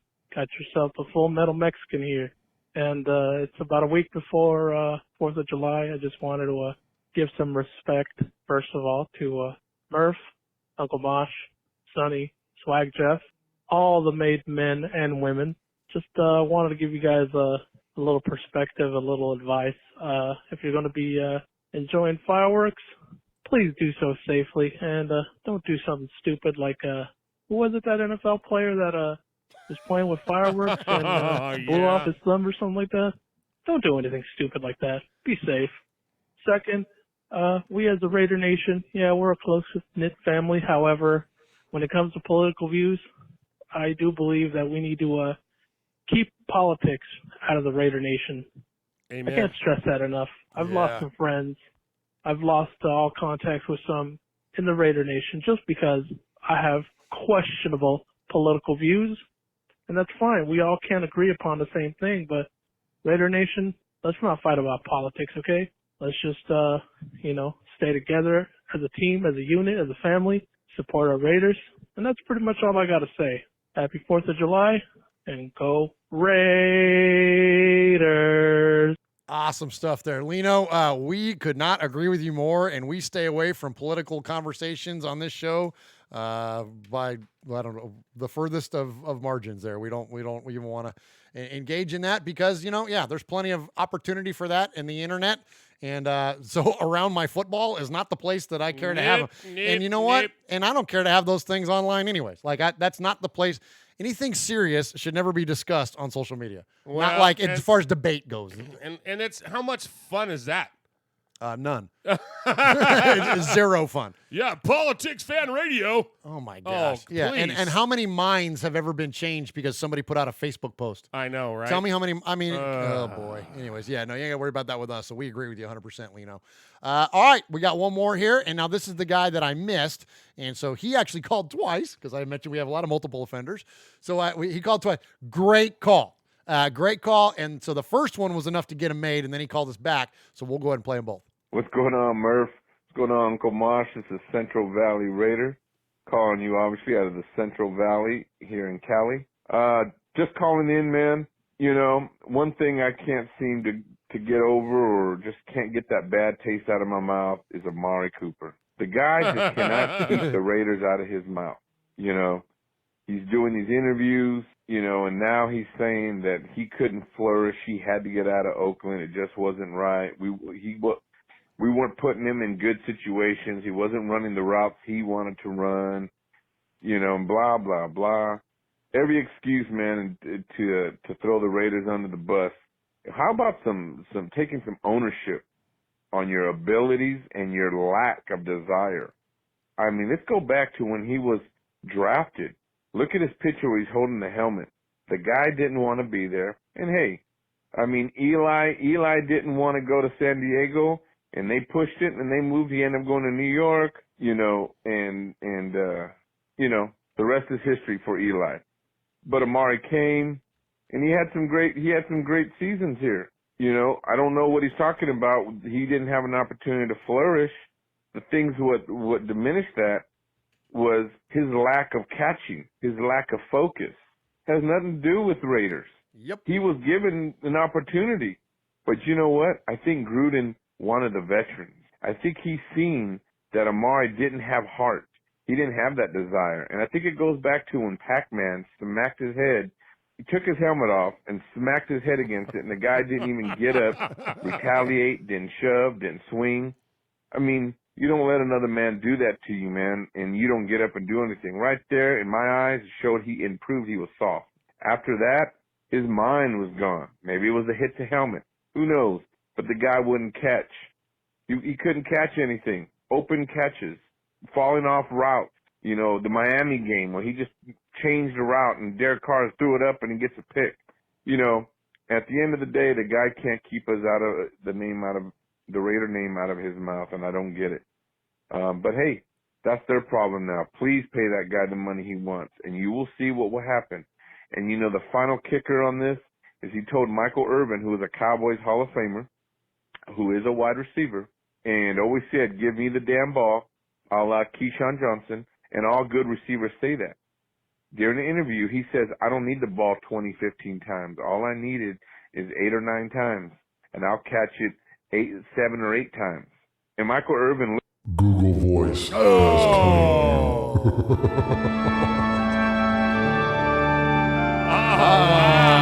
got him. What? Central Valley in one night. No, it's been a while. I'm telling you, man, the listeners were on fire this week, man. We had so many voicemails. All right, so he called back. He got claimed, but he rose like a phoenix from the ashes, Uncle Mosh. That's what a made man does. That's right. Hey, Murph. Hey, Uncle Mosh. This is Central Valley calling you back. I guess I'm rambling on, man, so it hung up on me, but I wanted to finish what I had to say and get it off my chest. He told Michael Irvin he only needs the ball 8 or 9 times. Michael Irvin looked at the screen, the TV screen, smiled, kind of did a little like shrug shoulders, and he couldn't believe what he was hearing. And that's what I'm talking about. Amari Cooper doesn't have the desire. I think the guy came into the league soft as hell, wanted to get what he could out of it, the money, and then he's probably going to go into the sunset. The guy doesn't have a desire to be great. He doesn't. And I'm glad he's not a Raider. I think it's a blessing that he is no longer with us. But no wide receiver, and Michael Irvin said this, Michael Irvin even had said this himself. Any good receiver or great receiver wants the ball all the time. You don't pick and choose when you want it. You want it all the time. So that's all I got, guys. Keep up the great work as usual. Loving the show. Hopefully you guys can make it out here. I know it's supposed to be a big shindig at that final game in Oakland against the Jaguars. Hopefully you guys can make it out here. I think it'd be awesome to end Oakland memories and have you guys part of that live, maybe a live broadcast of your show. Anyways, I'm out. Central Valley Raider. Hey, so the chat's on fire, man. They're lighting it up tonight, They're giving man. me down the road a little bit, and I love it. They go, Google Voice and Father Time are undefeated. Nice. And then nice. Q-Dog says, you ever hear the story about Uncle Mosh eating about 24 donuts? It was 28. Don't rob me of those 4 donuts, No, Aaron. man, those last 4 were the best. Word is he crossed over to the afterlife before cutting a fart and raising from the ambulance stretcher. Oh my gosh, you guys are on fire tonight. Too funny. We went from Q Dog's poop stories and burritos to me being killed by donuts. Oh man, yeah. And so get back to the call there, Central Valley Raider, man. Appreciate the calls. Appreciate you being a made man, and that's overdue. He's called us more than 3 times, and appreciate the calls, and that's great feedback there, man. I 100% agree with you on everything that has to do with what you said about Amari Cooper, and I think that you hit it on the head. Nothing else for us to say on it because we agree with you. And then on the game, I would love to go to the last game ever, the Jaguars game there, but we've already got the trip planned for early November to go to the Biletnikoff Foundation. So for us to travel back out to the West Coast again, it's a haul for us, man. We're 1,500 miles away. Right, it's a big deal, and so I don't think that would be that's in the cards for us. But we definitely wanted to.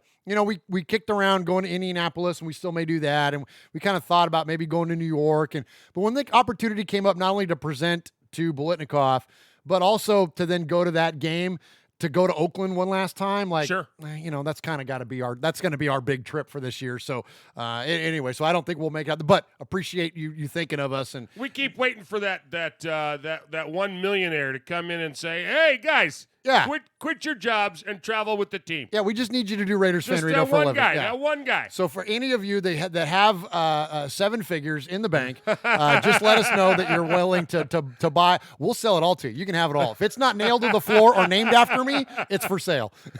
Well, there's that one. There's that one. Maybe the one named after you. Well, we're a package deal. Oh, okay. You guys go together. Right. There we go. All right. So congratulations to Lino, and congratulations to Central Valley Raider. Both of you are now made men here on Raiders Fan Radio. You are a made man. You showed you are part of the family by participation. By chance, a man like yourself should make enemies, then they would become my enemies. Showing you are a friend of Raiders Fan Radio, you have leapt across the line. Friendship is everything. Friendship is more than talent. It is more than the government. It's almost equal to family. Be loyal. Made man, Raider fan. Someday, and that day may never come, I'll call upon you to do a service for me. But until that day, accept this as a gift. And don't ever forget, words can hurt more, but silence can break hearts. All right, congratulations to Lino and Central Valley Raider once again. And we've now got quite the updated list. Mosh, you want to read through? I got it. For those of you that are listening to the audio version of the show, you're going to miss that, but I just gave a glimpse to the YouTube. I don't know if that's going to get us banned or not, but I was putting my belt back on. I had to go. Man. Where'd it go? Where'd my list go? My list flew. Give me my list.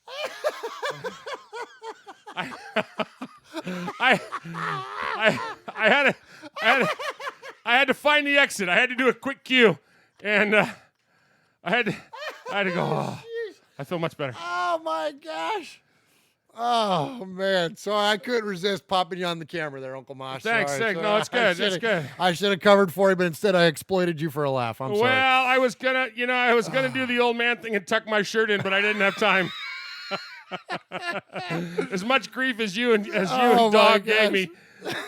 Ron in the chat says there's 2 sweaty spots on Raider Namosh's chair. Dude. And Dakota says, is that powdered sugar around his mouth? You guys are killing me tonight, man. Q-Dog, Mosh just had a donut below the belt. Nice.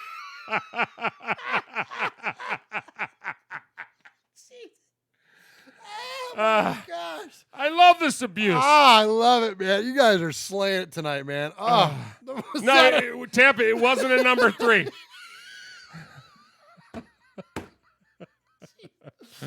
I had to go. What are you going to do? Man. We need to, somebody write down 134. This is going to be the show. I can't wait to relive this one on the Fannies next year. You guys are slaying it. They're the best. Chat room is the best. If you're not in our dang chat room during our live show, you're missing out. They're the funniest. iPatch says his beard isn't gray, it's powdered sugar.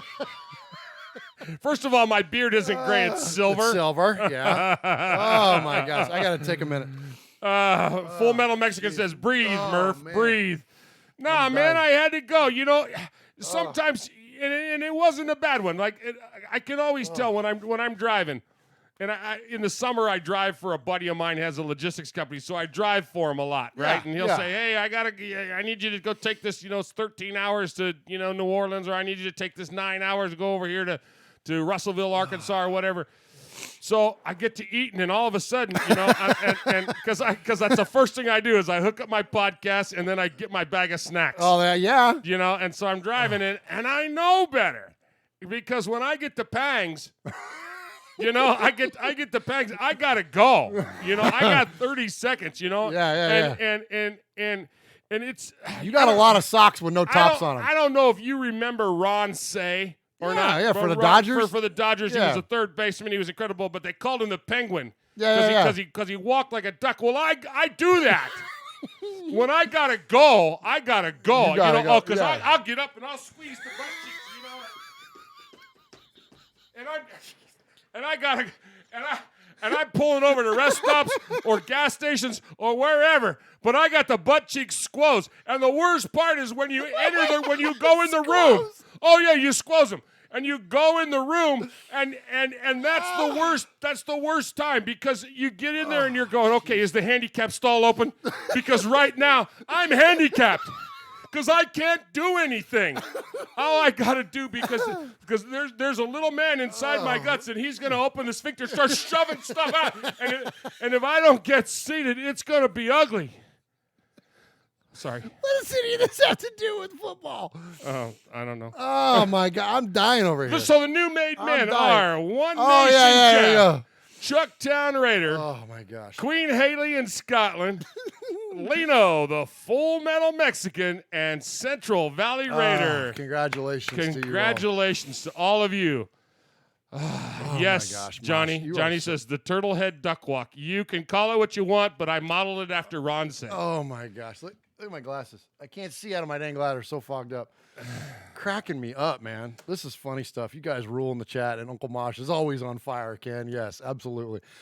I'm telling you, I just told Uncle Mosh, one of these days when he retires and he's no longer teaching in the public sector, I'm gonna make $1 million off of an Uncle Mosh YouTube channel, because he tells the funniest stories, and some of them are a little they're never like in bad taste or anything, but they're not appropriate for in some settings.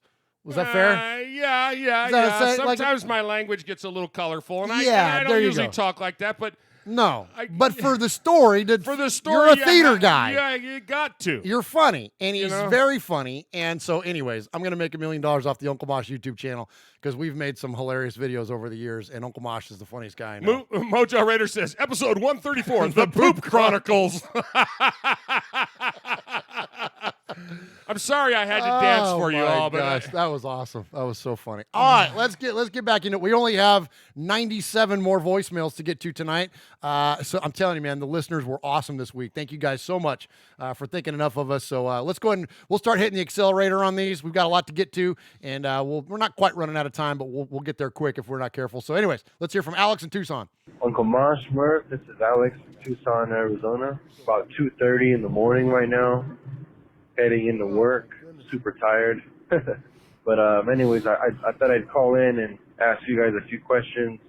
First off, thank you for the shout out on the Fanny episode. I really appreciate it. I'll try to be as consistent as possible for you guys to kind of continue that from here on out. But yeah, thank you for that. My first question is, I don't think there's enough talk about Daniel Carlson. People mention his name every now and then, but I really want to get to know what you guys really think about him, and is he just a stepping stone so that we can, get someone to replace him in the future, or is he the future kicker for the Raiders? There's that, and I've been on the back of my mind for a little while, and been kind of simmering, and I don't know what to think about him yet. So I just wanted to get your thoughts and let you know get your thoughts and let me know what you think about it. So, all right, thanks. Have a good one. Bye. All right, awesome job, Alex. So, yeah, when we signed Carlson, I thought it was just kind of like a stopgap thing too. I figured that was just a way for us to kind of because we had Pinheiro, right, and then he got hurt, and then we needed somebody. There was the other guy. There was another young guy too that we had that came in there for a minute. You remember? Oh, yeah. Little skinny guy. Well, we're all skinny kickers, but except for Seabass. But I forget what the guy's name was. But anyways, so I figured Carlson was like a stopgap. But it looks to me like at this point now, he might be the long-term solution for us. And so we're doing a little nickname contest, and one of the nicknames was Deadeye Daniel. I thought that was pretty cool. And so, yeah, it sounds to me, Alex, at this point, like, and until he does something funky, that he's going to be our guy for the indefinite future. So the more power to him, and we'll see where it goes. I mean, the Raiders have it's a big drop off after Seabass. I mean, it feels like, he was part of the family, man. He was with us for so dang long. So, and it's been a little volatile here over the past couple of years. So we'll see. But I think didn't Gruden 1 drafted him? Yeah. Right. Yeah. Absolutely. So interesting stuff there. All right. Good call, Alex. All right. Next up, let's hear from our buddy Houston Raider Steve. Hey, Murph and Mosh. This is Houston Raider Steve, the historian. I met up with the Space City group, Israel and Jesse and company, and DeAndre Washington. This is the second year he's had his camp over here in Missouri City, where he's from. And, man, it was great. Was able to just kind of wave at DJ Hayden as he was getting ready to leave and everything. But I walked up to Michael Crabtree, and I said, we're still mad about Talib pulling on that chain of yours. And he just laughed. And I said, anyway, so I said, would you go back to the Raiders? And he said, no, I unfortunately wouldn't. And so I don't keep up with Crabtree as much as I wish. But y'all probably know more than I do. I just been out of pocket just working. But anyway, so I had a couple laughs with Crabtree and everything. He's wearing the gold chains, like always. That's Crab. But anyway, so I was fortunate enough to tell to DeAndre how much I appreciate him being a Raider and everything. And so he did a little call-in, like Villapiano did, saying, this is DeAndre Washington. I listen to Raiders Fan Radio. So it was great seeing him, and I wish him the best and everything. So anyway, love your show, man, and as always, and always be representing the Raiders till the day I die, and I'll probably be representing them up in heaven. What can I say? We'll all keep company with Al someday, a lot later than sooner. But anyway, great show. Enjoy the thanks from DeAndre, man. I told him how much we appreciated him doing that for me, for Raiders Fan Radio, and for Murphy, of course. Have a wonderful day, and go Raiders. God bless. All right, awesome job, Houston Raiders Steve. So real quick, Crabtree, he was with the Ravens last year. I'm not sure where. I think he's a free agent. I think they cut him loose. I don't think he's signed with anybody right now. I could be wrong. Chat room will know where Michael Crabtree is. But so something fun he mentioned there. So he was at DeAndre Washington's football camp, and he asked DeAndre if he would give him so this is how cool Houston Raiders Steve is. He calls the Raiders fan radio hotline and holds out the phone, and this is DeAndre Washington. Hey, this is DeAndre Watson. I listen to Raiders fan radio. There you go. Give us a little idea there. I love it how he's like, radio? Like he wasn't quite sure. Like I'm sure Steve just, kind of set him up and said, here's my guys and here's the name of the show and say this. Hey, this is DeAndre Watson. I listen to Raiders fan radio. Very cool. It's pretty funny because just when Johnny says, Washington, he might be gone probably.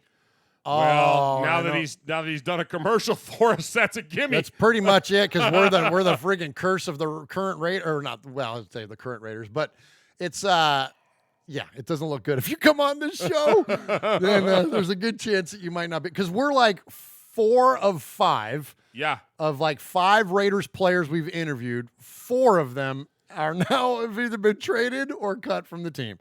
So Keith Smith, somebody get eyes on him soon because he's the last man standing in terms of Raiders fan radio former guests. So, all right, next up, one more time from Houston Raider Steve. Hello, Murph, Mosh, and everybody. Just want to let you know this is Houston Raider Steve. I remember that Super Bowl game that they won against the Redskins. They played up in Washington on October 2nd of that year, and they lost 37-35. And then I remember that Super Bowl, obviously, with the Jack Squirick and the run by Marcus Allen and everything, and Derek Jensen scoring the first touchdown. It's amazing about that play and everything. There was a player on that historic run that Marcus Allen ran. I went to school at Southwest Texas, which is where Ken Coffey went to. Ken Coffey was the defensive back for the Redskins that almost had a hand on Marcus Allen. Nobody else came close to getting Marcus Allen after Ken Coffey. Neil Okowitz was chasing him down and other players. And, of course, everybody can remember Cliff Branch running interference on that play, and he was so fast. He was down there, trying to see if he needed to throw some blocks to take somebody out, but he didn't need to because Marcus ran that play so fast it was like a deer in the headlights. I was at a pizza place with my college roommate and everything. When Marcus broke that run, I was jumping up and down, yelling, go, go, go, go, go. The whole time, man, the whole place, the pizza place was electric because, of course, this was down here in Texas. They don't like the Washington Redskins. Let's put it mildly. The Cowboy fans. So the whole place was jumping up and down, yelling and screaming, and I was screaming and everything. But I'll never forget that run into the night. That Todd Christensen talk about. So what was neat about that also is when I was at school at Texas State, which was Southwest Texas at the time, I was in a class with Ken Coffey, and he was one of our star players from Waller, Texas, outside of Houston. So we talked to a lot of different Raider fans, people like Crusader Raider Keith Smith. He became a fan of the Raiders that day, and I've talked to other fans that say the exact same thing. What a great one, and I think Al Davis said that was the greatest team ever in pro sports, not just NFL, but pro sports. Have a great day, great series, and God bless and go Raiders. All right. Great job, Houston Raiders Steve. Appreciate the call. And yeah, that was such a defining moment. And thank you for supporting Tales from the Nation there. We covered that Super Bowl. Mosh and I also covered it in depth when we did our Super Bowl show this past year. And, on Tales from the Nation, this past episode, Mosh, we talked about Marcus Allen's run and becoming Super Bowl MVP was probably the highest, I don't know how I can word this, the most significant in terms of on-the-field performance, the most significant play or event in Raiders history because it was the 3rd Super Bowl. It was Super Bowl MVP. He set the Super Bowl record. At that point, Marcus Allen transcended from just a football player or a good football player or even a Super Bowl MVP in the sports landscape. Right. He was king of the world. He was king of the world, right? What do you think about that? I do. I mean, I agree. It doesn't get much bigger than the Super Bowl, and it doesn't get much bigger than MVP of the Super Bowl. Well, what else can you do? Yeah, World Series MVP maybe. I mean, and now I guess nowadays Finals MVP because I don't know. I was trying to think. that I think for the Raiders, man, like that's it. Like that's one of the crowning, if not the crowning achievement. Right. As much as we love the teams of the 70s, and of course you're a huge fan of the 76 team that won the first Super Bowl, and all, as big of a deal as all those things were to finally get past the Steelers and Madden getting his Super, as big of a deal as all that was, I think that one with Marcus, like that was because again, it transcended. It was bigger than everything. Some of the MVPs in the recent years have been, well, if it's clearly defined. Well, if they win, it's going to be here, and if they win, it's going to be here, or it could be. There was no doubt about it. You know what I mean? Right. It was going to be Marcus. You know, and you so. It's not like, oh, it's Brady or Edelman. Like, who's it going to be? Exactly. It's exactly. clear No, cut. this was who it was going to be from the get-go, you know? Absolutely. So, absolutely. Good stuff, Mosh. All right, so great stuff from Houston Raiders Steve. As always, Historian Raiders Steve, as I like to call him. Okay, next up, we got a new caller to the show, Mosh. This is, he's going to tell you how he got this nickname. This is Lalo Meloso from L.A. Mosh, Murph, Jeff, Raider Nation, first-time caller. Wanted to contribute to the show. A little bit about myself. I grew up in LA County. As a kid, my uncle, who was a Cowboys fan in the 70s, would always try to get me to root for his team, and would tell me no. But I guess in Mexico, he said that they were called the Raiders Los Malosos.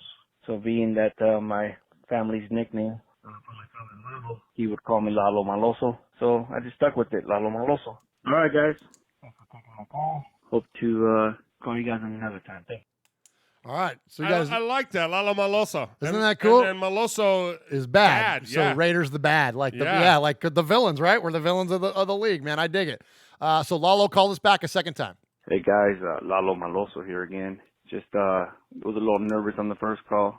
You know, never called anybody before, but as far as a podcast or a YouTuber, thank you guys for giving you what you guys do, making the off season go by really quick. You know, I never had the off season go by as fast.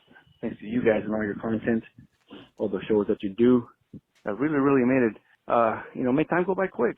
I mean, I'm almost about a month from now, a little bit over a month. You know, preseason will be starting, but like I said on my first call, you guys could say something maybe about, Al Davis' birthday and what he did for sports in general.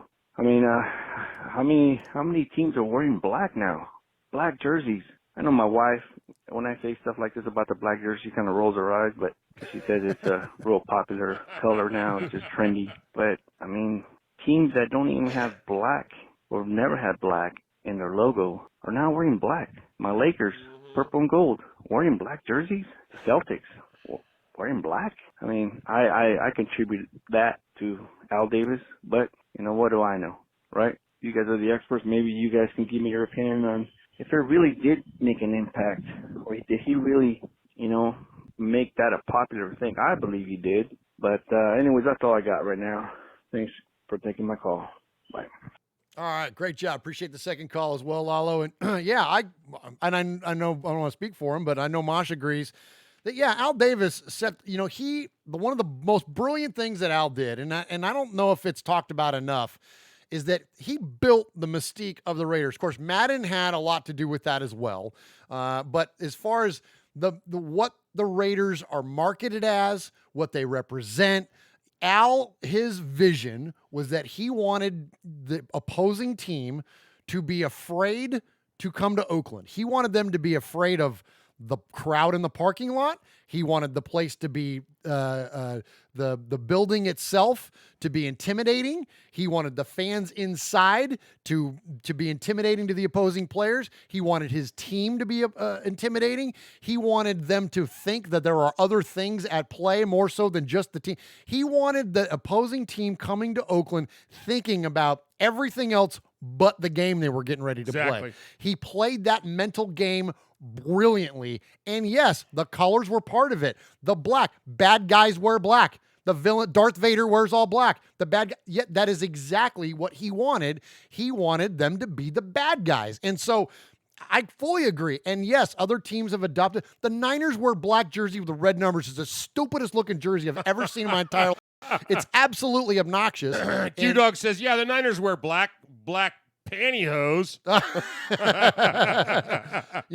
It's just silly. I don't know what happened here. My camera just reset there. I don't know what's going on here. Hope our something just glitched. We're all right. Something just glitched there. All right, so let's go ahead and get to the next caller, and I'll see if I can figure this thing out. We're gonna hear from our buddy Kevin, the Raider Nerd.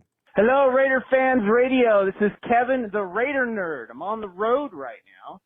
I am calling from just north of Little Rock, Arkansas, heading east to west permanently.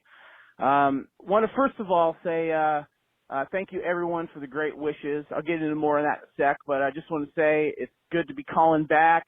One-time Sizzler Award, 3-time Raider Fans Radio interviewee. Made man, proud of that, of course. And depending on who you ask, Uncle Mosh, one-time squatter and hostile takeover of the Southern Attic in the Raider Fans Radio studio. Anyway, Mosh, and everyone, sorry guys, I'm getting choked up here. I was listening to the Fanny Awards, and Murph, I just want to say you were giving out some great awards to people. And I just want to say that I was a little sad because I couldn't be part of a lot of the call-ins recently.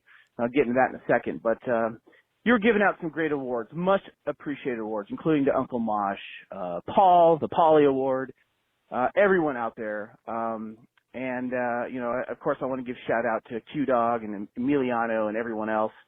But I want to give my own Fanny Award, and I want to give that to you, Murph. Murph, you've done a great thing for Raider fans, and you've created quite a community out there. And the best part about it is that I'm really, really proud to be part of Raider Fans Radio and all the made men, and congratulations to the first made woman as well. So I was getting a little sad that I couldn't participate recently, and the reason why I can't is because I've had some life-changing news. Back in May, I took a trip out to California, Southern California, to visit my dad.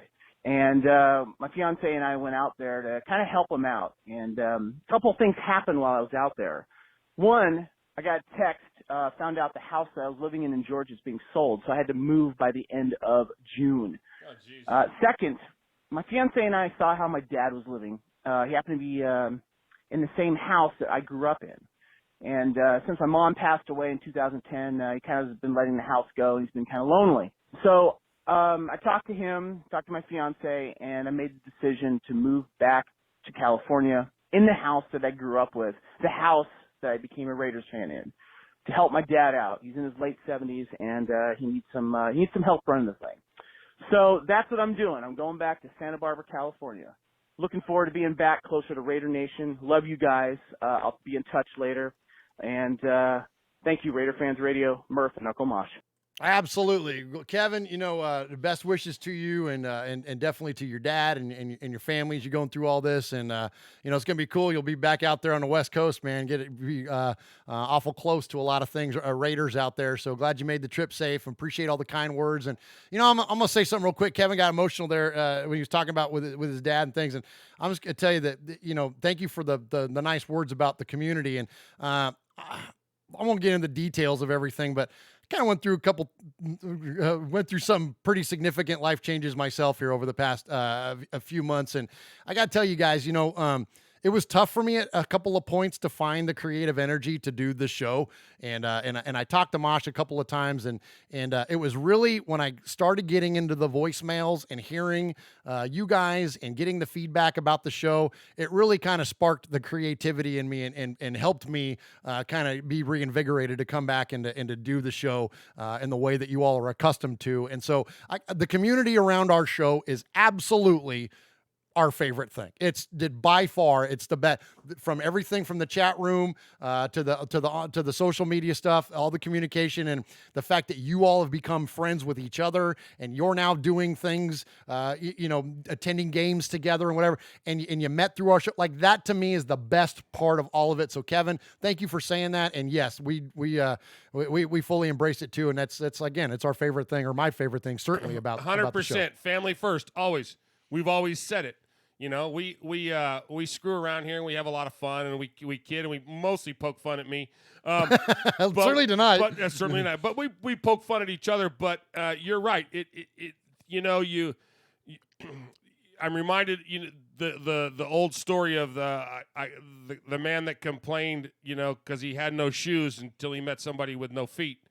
Right. It's yeah. like, you got to go with family first, and nobody faults you for that. Nobody faults you for that. Everybody applauds you for that. So, Kevin, you still don't get a pass on sitting in my chair.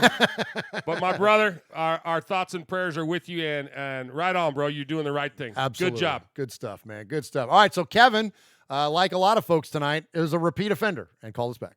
Hey, Murph. Hey, Uncle Mosh, Q-Dog, Emiliano, all you other made men and made women. This is Kevin, the Raider nerd, checking in from the road again. The last time I called, I just want to let you guys know that I was a little tired, very emotional. It was very early in the morning. Plus, I was calling from Arkansas. But I meant everything I said. I've been missing Raider news and been participating on the YouTubes with you guys and calling in just because of this whole move to the West Coast has been very stressful and been very, very busy. But your podcast there on Raider Fans Radio and all the other podcasts on the network have been getting me through things, and I really appreciate what both you, Uncle Mosh, and Murph have been doing. And by the way, Mr. Murph, I gave you my own Fanny Award. I'm going to be calling that the Murphy, considered a lifetime achievement award. Right on, I'll accept it. You've done a great thing for Raider fans, and I just love the topics that you guys do every week, and appreciate how good you guys are to the fans, and also cultivating that fandom, which has been very important. I'm looking forward to getting back to California, my roots being closer to a lot of more Raider fans. If you guys saw pictures of social media of me, you can see the big rig. I got a 26-foot U-Haul and a trailer, race trailer carrying my Raider nerd mobile, and I've got Raider magnets all over it, and I got Chucky as my Chewbacca co-pilot right here, and I've been getting a lot of interesting looks and cheers from other Raider fans while on the road. I just want to say I'm looking forward to getting back to the West Coast and mingling with more Raider fans in my hometown. You guys keep it up. You're doing a great job. Love you guys, and I'll be in touch. Oh, and by the way, I'm temporarily calling myself Raider Nerd Trucker. Emilio on Facebook said I could use that moniker temporarily. Raider Nation people, talk to you soon. Bye. All right, good stuff, Kevin, man. Kevin the Raider Trucker. I like it. Or Kevin the trucker nerd or something, I guess. Yeah. So good stuff, man. Congratulations, Kevin, making it there safe. And, yeah, man, look forward to keeping in touch with you for sure, my man. You are, he's one of the guys that got in early with us here. And he's got a great podcast network himself, the Fandom Podcast Network. Him and his buddy Kyle do a great football show. Yeah, they do. And they've got a lot of other great shows on that network as well. So check them out. Fandom Podcast Network. All right, Uncle Mosh. So we got another made man to get to here tonight. In fact, we got a few more made men to get to tonight. But here's a guy we hadn't heard from for a little while, and he's in the chat room tonight. He's been on fire in the chat room. He's been on fire. Let's hear from our buddy, Wyoming Raider. Mosh, Murph, Swag, Wyoming Raider here. I haven't called in a while, so I figured I'd touch base with you guys just to see what was up. A lot of new things. Let's see, Hard Knocks. Never watched that show before, but that should be pretty interesting, huh? Maybe we'll get to see some Chucky come out finally. Let's see what else. That new show you guys got with Swag, it's a pretty sweet little show. I like that. Keep that up. Well, Bull Gerbil's back in the news again. See, his tiny nuts finally found a safe space to start talking smack since he was away from the real men in the black locker room. Not much. It's slow season. Just wanted to call in. Wish everybody a happy 4th. Have a safe one. Have a good one. Well, everybody except for Paul over there at Shropshire. Yeah, sorry you lost that one, buddy. Anyway, y'all keep up the good work. We'll talk to you later. Go Raiders.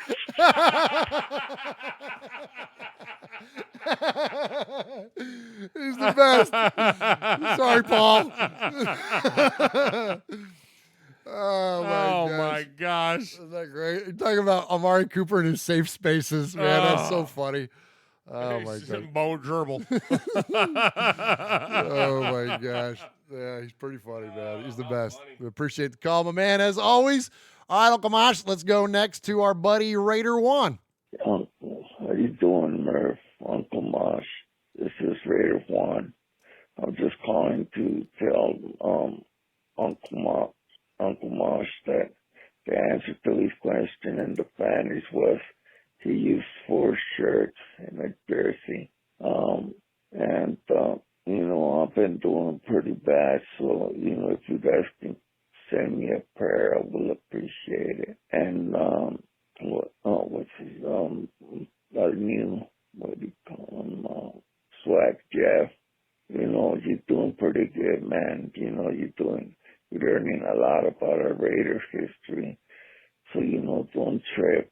Don't let nothing get you down, brother. And I appreciate everything you're doing, because, we have a lot of history and you learn it. And you learn about our players too.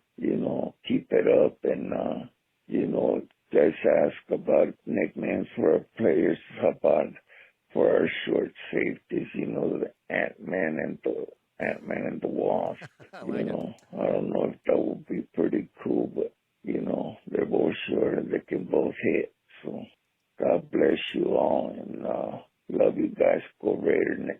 Go Raiders. All right, go Raiders. I like that. Ant-Man and the Wasp for our lollipop kids back there in the secondary. Yeah, prayers up to you, Raider One, man. Whatever it is, whatever those challenges are, those health challenges That's that right. you are, we're definitely thinking of you, my man. I know Raider Nation is as well. And prayers up, man, for healing for you, whatever it is that you're facing. And it's always great to hear from you. And please continue to call us, man. And all right, so here we go, Mosh. We got another new caller. This is Alon. And Alon is a first-time caller, but we've referenced him before. He sent us a fantastic video. I think it was on Twitter. I don't know if he sent it to us directly, but there was a Twitter video that he put out. It was him at the Coliseum during the Steelers game. Do you remember the episode where I was taking the different audio bites where I was playing like the crowd noises from like what it sounds like on TV versus what it sounds like in real life? And he had one of the ones from real life, and it was amazing. And so anyways, he called us this week. Hey, hello, this is Alon Bush calling, a.k.a. Raider Ambassador. You probably don't even remember me, but I was the guy that had submitted a sound bite at the Raiders and Steelers game where I screamed at the very end, "It's going down in the town." But anyway, this is my first phone call, and unfortunately it's not for Murph's Fan Cave. This actually has to do with Tales from the Nation. The third episode with Swag Jeff. Before I get to it, let me send my shout-outs to Murph, Swag Jeff, Uncle Mosh, Little Murph. I love your shows, all your podcasts. I tune in like every week. But anyway, I wanted to touch on one thing regarding the Black Sunday subject, and it had to do with the whole Marcus Allen not typically being put on people's Mount Rushmore, even though he was a Super Bowl MVP. Now, Murph, you had mentioned that it was because of him becoming a chief and that his falling out with Al Davis was because of Al Davis not wanting to be outshined. But I believe it was more to it than that. And you've been a Raider fan a little longer than I have, so I'm pretty sure you've heard the rumors regarding some of Marcus Allen's like off-field discretions or indiscretions, right? So what I mean by that is we're talking about a man who was like the highest paid running back during his time. He was the hottest running back in the league. So along with that comes with certain attention from groupies. And there were lines that he crossed regarding females. Now nobody ever talks about this, but I've heard from some of the older heads that Marcus Allen did indeed cross those lines. One in particular, Al Davis's goddaughter. So I figured I'd bring that out since this show is about Tales from the Nation. So it's like, why not dispel some of the rumors, whether it be good or bad or super ugly? But you go ahead and let me know what your take is on that, because I think that was part of the mix of everything, which caused him to end up having a bad falling out with Al Davis. On a positive note, Al Davis's son made up for it and extended the olive branch by letting him light the Al Davis's torch. Google Voice has claimed you.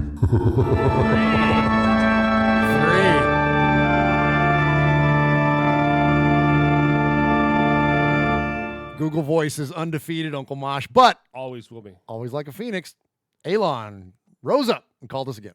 Oh man, Google Voice claimed me. Anyway, this is Elon calling back, aka Raider Ambassador.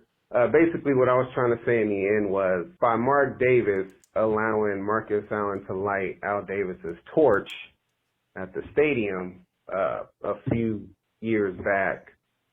Pretty much symbolized to me that, all of that bad blood between Marcus Allen and the Davis family had pretty much been washed under the bridge. But anyway, I'm looking forward to this upcoming season. I'm hearing great things about Antonio Brown taking on a leadership role, talking to, offensive players on the team as well as defensive players, how him and Vontaze Burfict are getting along really well. They're pretty much chopping it up regarding football and everything else. And I'm looking forward to training camp, the HBO show, Hard Knocks. Looking forward to it, even though some people feel that it's a curse. At this point, I don't really care. I'm looking forward to the season. All right. I just hope this gets some airtime. Anyway, go Raiders.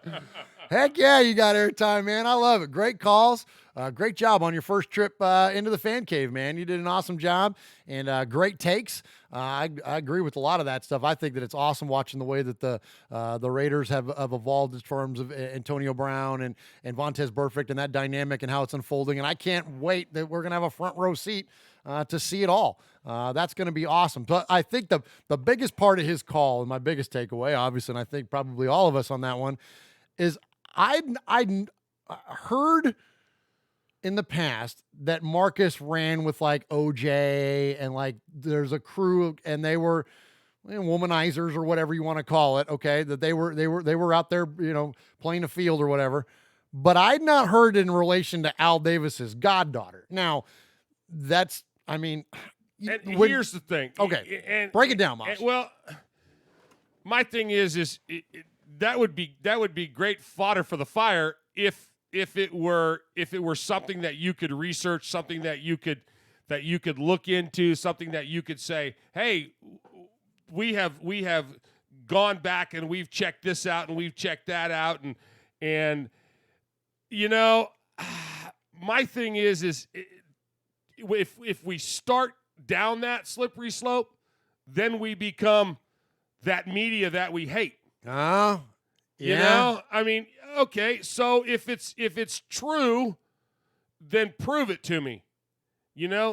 Have some information out there. Send me some links. Let me do some research before I report on something like that. But for us to say, hey, let's go ahead and do a rumors show. Yeah, I got you. Then we're no better than all those people that we rail true. on Yeah. week after week after week, saying that they're making stuff up just to get clicks. Right. And that's not what we're about. No, that's not what we're about. But if there's some truth to it, man, send me some info that I can look it up. Well, I think what's interesting, and here's what I take away from it, is that you're right. And in terms of the specifics of it, who knows? But much like what happened in Washington a couple years ago, and Sonny on this show said there's something else going on. Right. It's not just the play on the field. There was something else that changed the dynamic of this football team. And I think that when we look at the Marcus Allen situation and the way that the falling out happened with Al and the way that he was treated, to me, it would make perfect sense that there was something else going on, that there was now again, who knows, and like Mosh just said, we're not going to speculate on any of the rumors or whatever, especially stuff that happened, now 30 years ago. Has it been that long? Right. Or 20 years ago, however long it's been.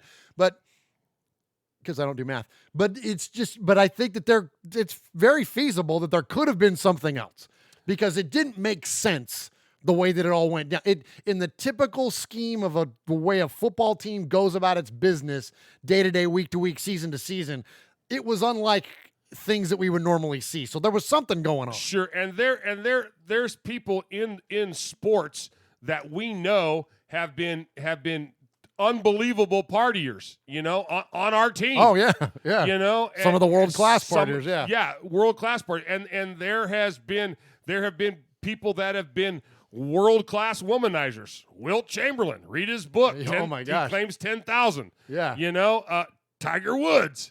Yeah. I mean, there's only Google Voice has claimed more than Tiger Woods. That was really good. So, but that's stuff. That information is out there, man. To say that it was that, I don't know.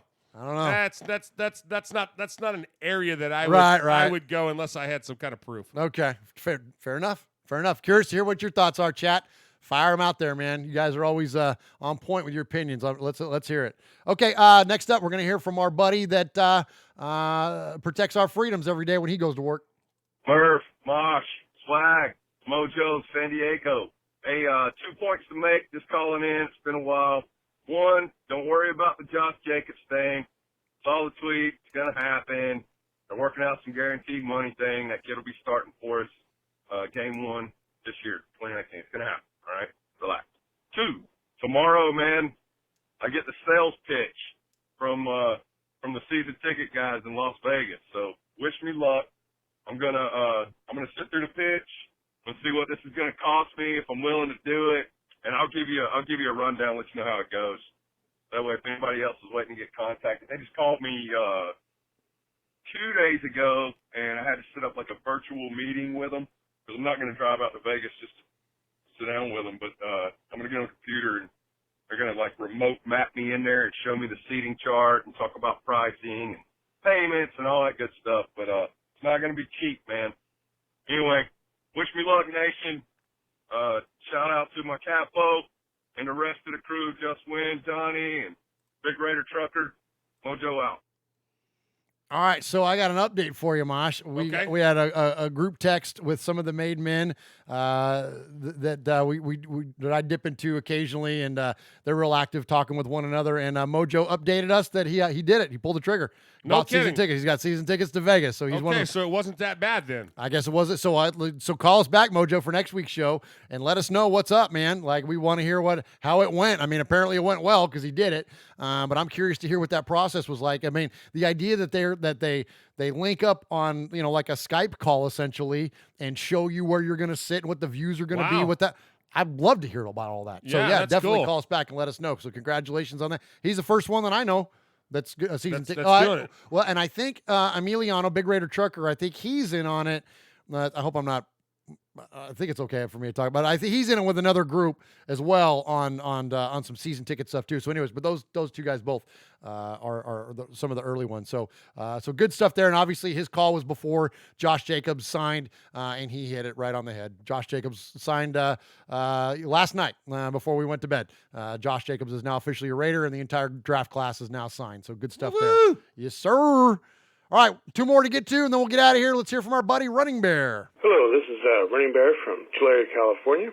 Hello, Murph and Uncle Mosh and Capo and all the rest of the men and women and all the rest who listen to the show. I want to say that I think it should be Maurice the Undertaker Hurst should be the way to go for that's a good nickname. I really think we're going to have a really good year this year. I think Carr's going to get over 35 touchdowns this year. Really looking forward to Hard Knocks, see what's going to happen. I think we will have some engagements, let's say, some little roughness going on. But you know what? I think we might have a shock. I think maybe even Carr might get into a little bit of altercation a little bit. Wouldn't be surprised. There's a little bit of pressure going on this year with him. We'll see what happens. And with this Josh Jacobs holdout thing, let's just say this. If it goes more than a couple days into training camp, I want to see how he better play really well this season then. Because it's going to put more pressure upon how well he plays. The longer he holds out, the better he's going to have to play for me to feel comfortable with him. I think our defense is going to be much improved. I'm looking forward with how consistent our offensive line is going to be. I think that's going to have a big impact on how well our offense is going to do. If it can hold together good, we're going to have one hell of a good offensive attack. Our defense has a chance to be really good, but it's going to take a while for it to grow as well. Watch out for Mad Max Crosby. I think he's going to do more on our defense than people think. I really like Abram. I think he's going to be really good. Cleveland Farrell, I think he's going to be a solid player, but I don't think he's going to be top player in the NFL. I think he's going to be a very solid player for us. Just looking forward to seeing things in Hard Knocks. Go Raiders! All right, go Raiders. Appreciate the call, Running Bear, as always. And, he mentioned that the defense a little bit there and mentioned the improvements there. I made a bold prediction on this last Mondays with Mikey and Murph Mosh, and because we were doing bold predictions, so it may sound goofy outside of the context of bold predictions, but I think our secondary is going to step up and go like Soul Patrol level. And to even like to relate it to recent times in the NFL, I think that it can be like a Legion of Boom. I think that Jonathan Abram could be that Cam Chancellor type. LaMarcus Joyner can be the Earl Thomas. Work due. You know what I mean? And then you look at, and they had Sherman and Brandon Browner. They had two big corners. Well, that could be Conley and Trayvon Mullen. And then you also got Worley in the mix there. I mean, I'm probably overthinking this, and I'm probably living in my fandom a little bit, but that's my bold prediction for this year, guys, for our defense. I think our secondary is going to be absolutely top notch. Look, I don't have any disillusions like they're going to be one of the greatest of all time. Maybe not right now, but it's close, man. And I just feel like they're poised to make a big leap, I think is what it all boils down to. And I hope I'm right. I'm, probably going to be way off, and they'll probably be, 3-13, but as of right now, today in July, that's going to be Super Bowl, baby. Yeah, exactly. Yeah, 16-0 in the Super Bowl. So, all right, Uncle Mosh, we got one more to get to before we get out of here. Guy we met down at the draft this year, good friend of the show, Mr. Eye Patch. Hey, Murph, Mosh, Swag, Jeff, Raider Nation, what's going on? This is Eye Patch calling in. I just want to say that I'm glad to see that the Josh Jacobs situation got settled pretty quickly. That could have turned sour really fast going into training camp. Same thing that we had last year, same problems. So I'm glad we got settled. I just want to say I'm glad the kid got off of social media anyway for a little while, because it's not the way to go, man. You got a kid who's 20, 21, 22 years old telling the fans that they don't know what they're talking about and they don't know what it's all about. I'm 56 years old. I've been a fan since the 70s.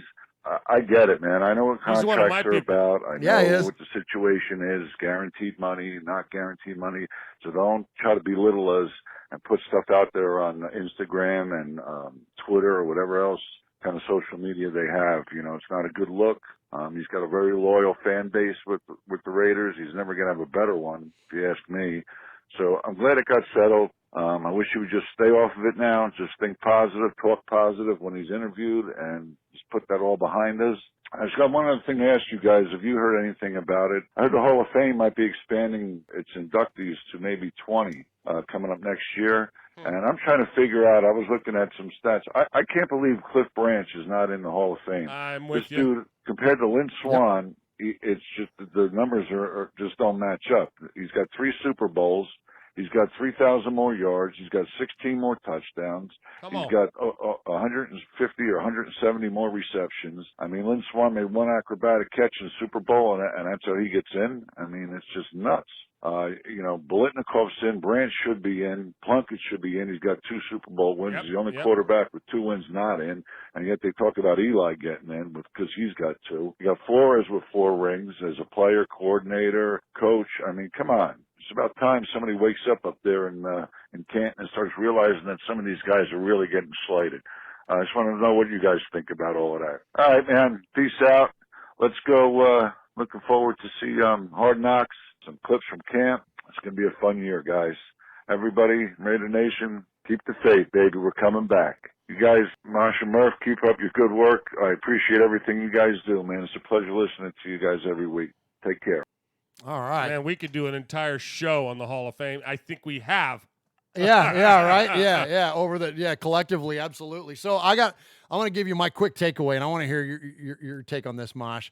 I think that we've had multiple discussions about Raiders that are overlooked for the Hall of Fame, and those are the big 3. It's Cliff Branch, Tom Flores, and Jim Plunkett. And I, at different times, have been critical of Flores and Plunkett.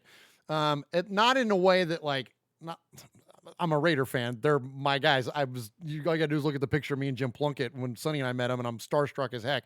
So it's not that I want to I downplay his achievement for winning those Super Bowls, but I just try to look at it objectively, like look at the big picture, try to understand what it is that the Hall of Fame may be looking at. And I kind of get some of the reasons that they take him down a notch. I kind of get some of the reasons they take Flores down a notch when you look at the entirety of their career. But the one that I will pound the desk on, and the one that I absolutely do not understand, and the one that if we are as Raider Nation going to create an initiative to get a guy in, it's Cliff Branch. Because when you get your house appraised, what do they look at? The comps in the neighborhood. What are the other houses in our neighborhood selling for? What are the other players in his era at his position? What are their numbers and what are their achievements? And he's better than a lot of them that are already in the Hall of Fame. Yep. He used Lynn Swann as the example, John Stallworth, whatever. And I don't know all these numbers off the top of my head, but I know enough about him to know that Cliff Branch is either ahead of them or in the freaking conversation. And he's got 3 Super Bowl rings. Why in the hell is he not in the Hall of Fame? That to me is the big one. That's bigger than Plunkett and Flores combined, frankly. What do you think? I agree. I mean, and of course, the chat they've chimed in with Branch, Tatum, Plunkett, Flores, and Villapiano. You know, yeah. there's 5 guys right there that arguably were at the top of their game for an extended period of time. Yes. It wasn't just a one and done. Exactly. And that. Oh man. I look at the Hall of Fame like, were you the best at your position at the time in which you played? I think that's the only really fair way to do it. Was Cliff Branch one of the best receivers in football in the time in which he played? Yes, absolutely. There's no mistake. Was Jack Tatum one of the best safeties during the time? Yes. So what else is there to talk about? You know what I mean? It's crazy to me. Those some of those guys, you're right. But I think, and Tatum, I think, is probably next, even after. And I feel like I pick on Plunkett and Flores a lot, but I just feel like there are other guys that are ahead of them on the list. And I think that Tatum and especially Cliff Branch. Cliff Branch is the one, because it was like forever it was Stabler. It was like, why isn't Stabler in the Hall of Fame? Right. Stabler. And then finally, sadly, posthumously, he got in. But now that Stabler's in, I think it's Cliff Branch is the next guy. I agree. That's got to be it. So anyways, great call there from iPatch. Great calls from everybody tonight. Uncle Mosh, you want to hit us with some Sizzler talk? Well, let's talk about some Sizzler. So, of course, Capo's kicked us off like he always does every week, and with his hashtag steaming burritos stories, and his number 2 started us off, and that was a sizzling take. Oh my gosh! And of that's course, the hardest I've laughed in a long time. And then man. Hardcore Raider followed it up also with his number 1. We had 2 guys that were made men, Lino and Central Valley Raider. Alex in Tucson helped us with some stuff about our kicker woes. We heard from our historian, Raider Steve, got us at DeAndre Washington. We hope it's not the kiss of death. Lalo Malasso, first-time caller, man. Good stuff. And he brought up a great point about how other teams are copying us. We heard from Kevin the Raider Nerd twice with his new handle. Oh, Kevin the Trucker Nerd. Kevin the Trucker Nerd. And it was great to hear from Wyoming Raider, Sorry, Paul. That was dang funny, man. When he said, sorry, Paul, you guys lost that one.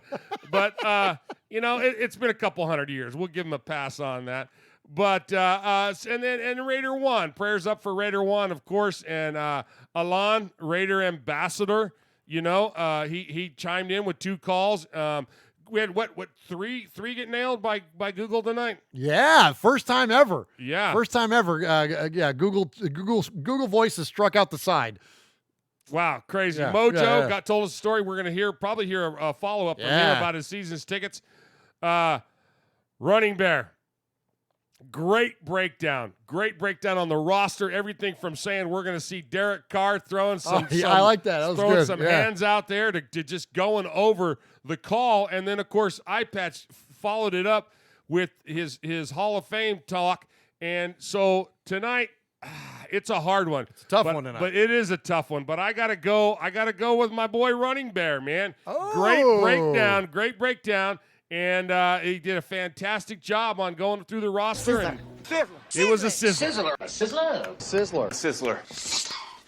Good job, Running Bear. Appreciate that, man. Uncle Mosh, great rundown on the calls. And congratulations to Running Bear on the, is that his first? That might be 2 for him. Where's Paul at? Come on, Paul. You're the Sizzler scorekeeper here. Come on now.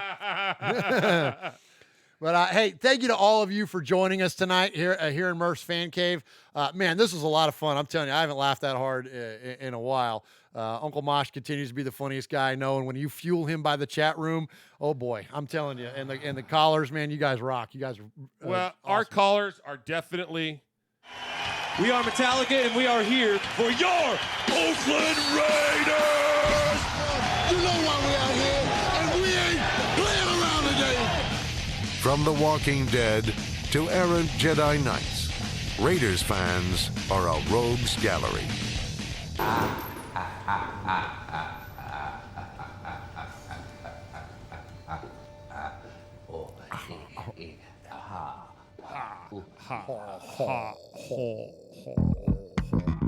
All right, thank you for joining us here again in Murph's Fan Cave for episode number 134. We'll be back for 135. I don't believe next week. Swag Jeff and I will probably have some Tales from the Nation. We might have some interview stuff to get to. I'm in Washington, D.C. next week. Yeah, so you're out for I'm next out for week. So Mosh is traveling the globe, and so we'll have something. We'll have some kind of content for you next week.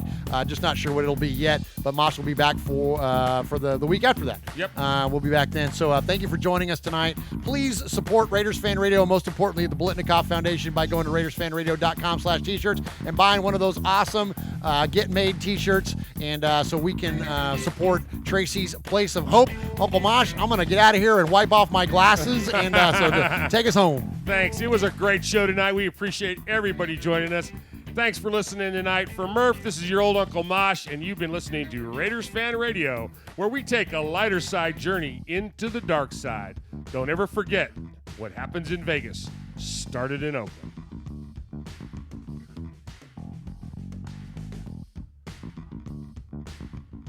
Good night, chat room. I forgot to shout out the chat room there at the end. iPatch, Carl, Ron, Q-Dog, Wyoming, Bob Viking Raider. Ellis, Full Metal Mexican, Carl Rogers.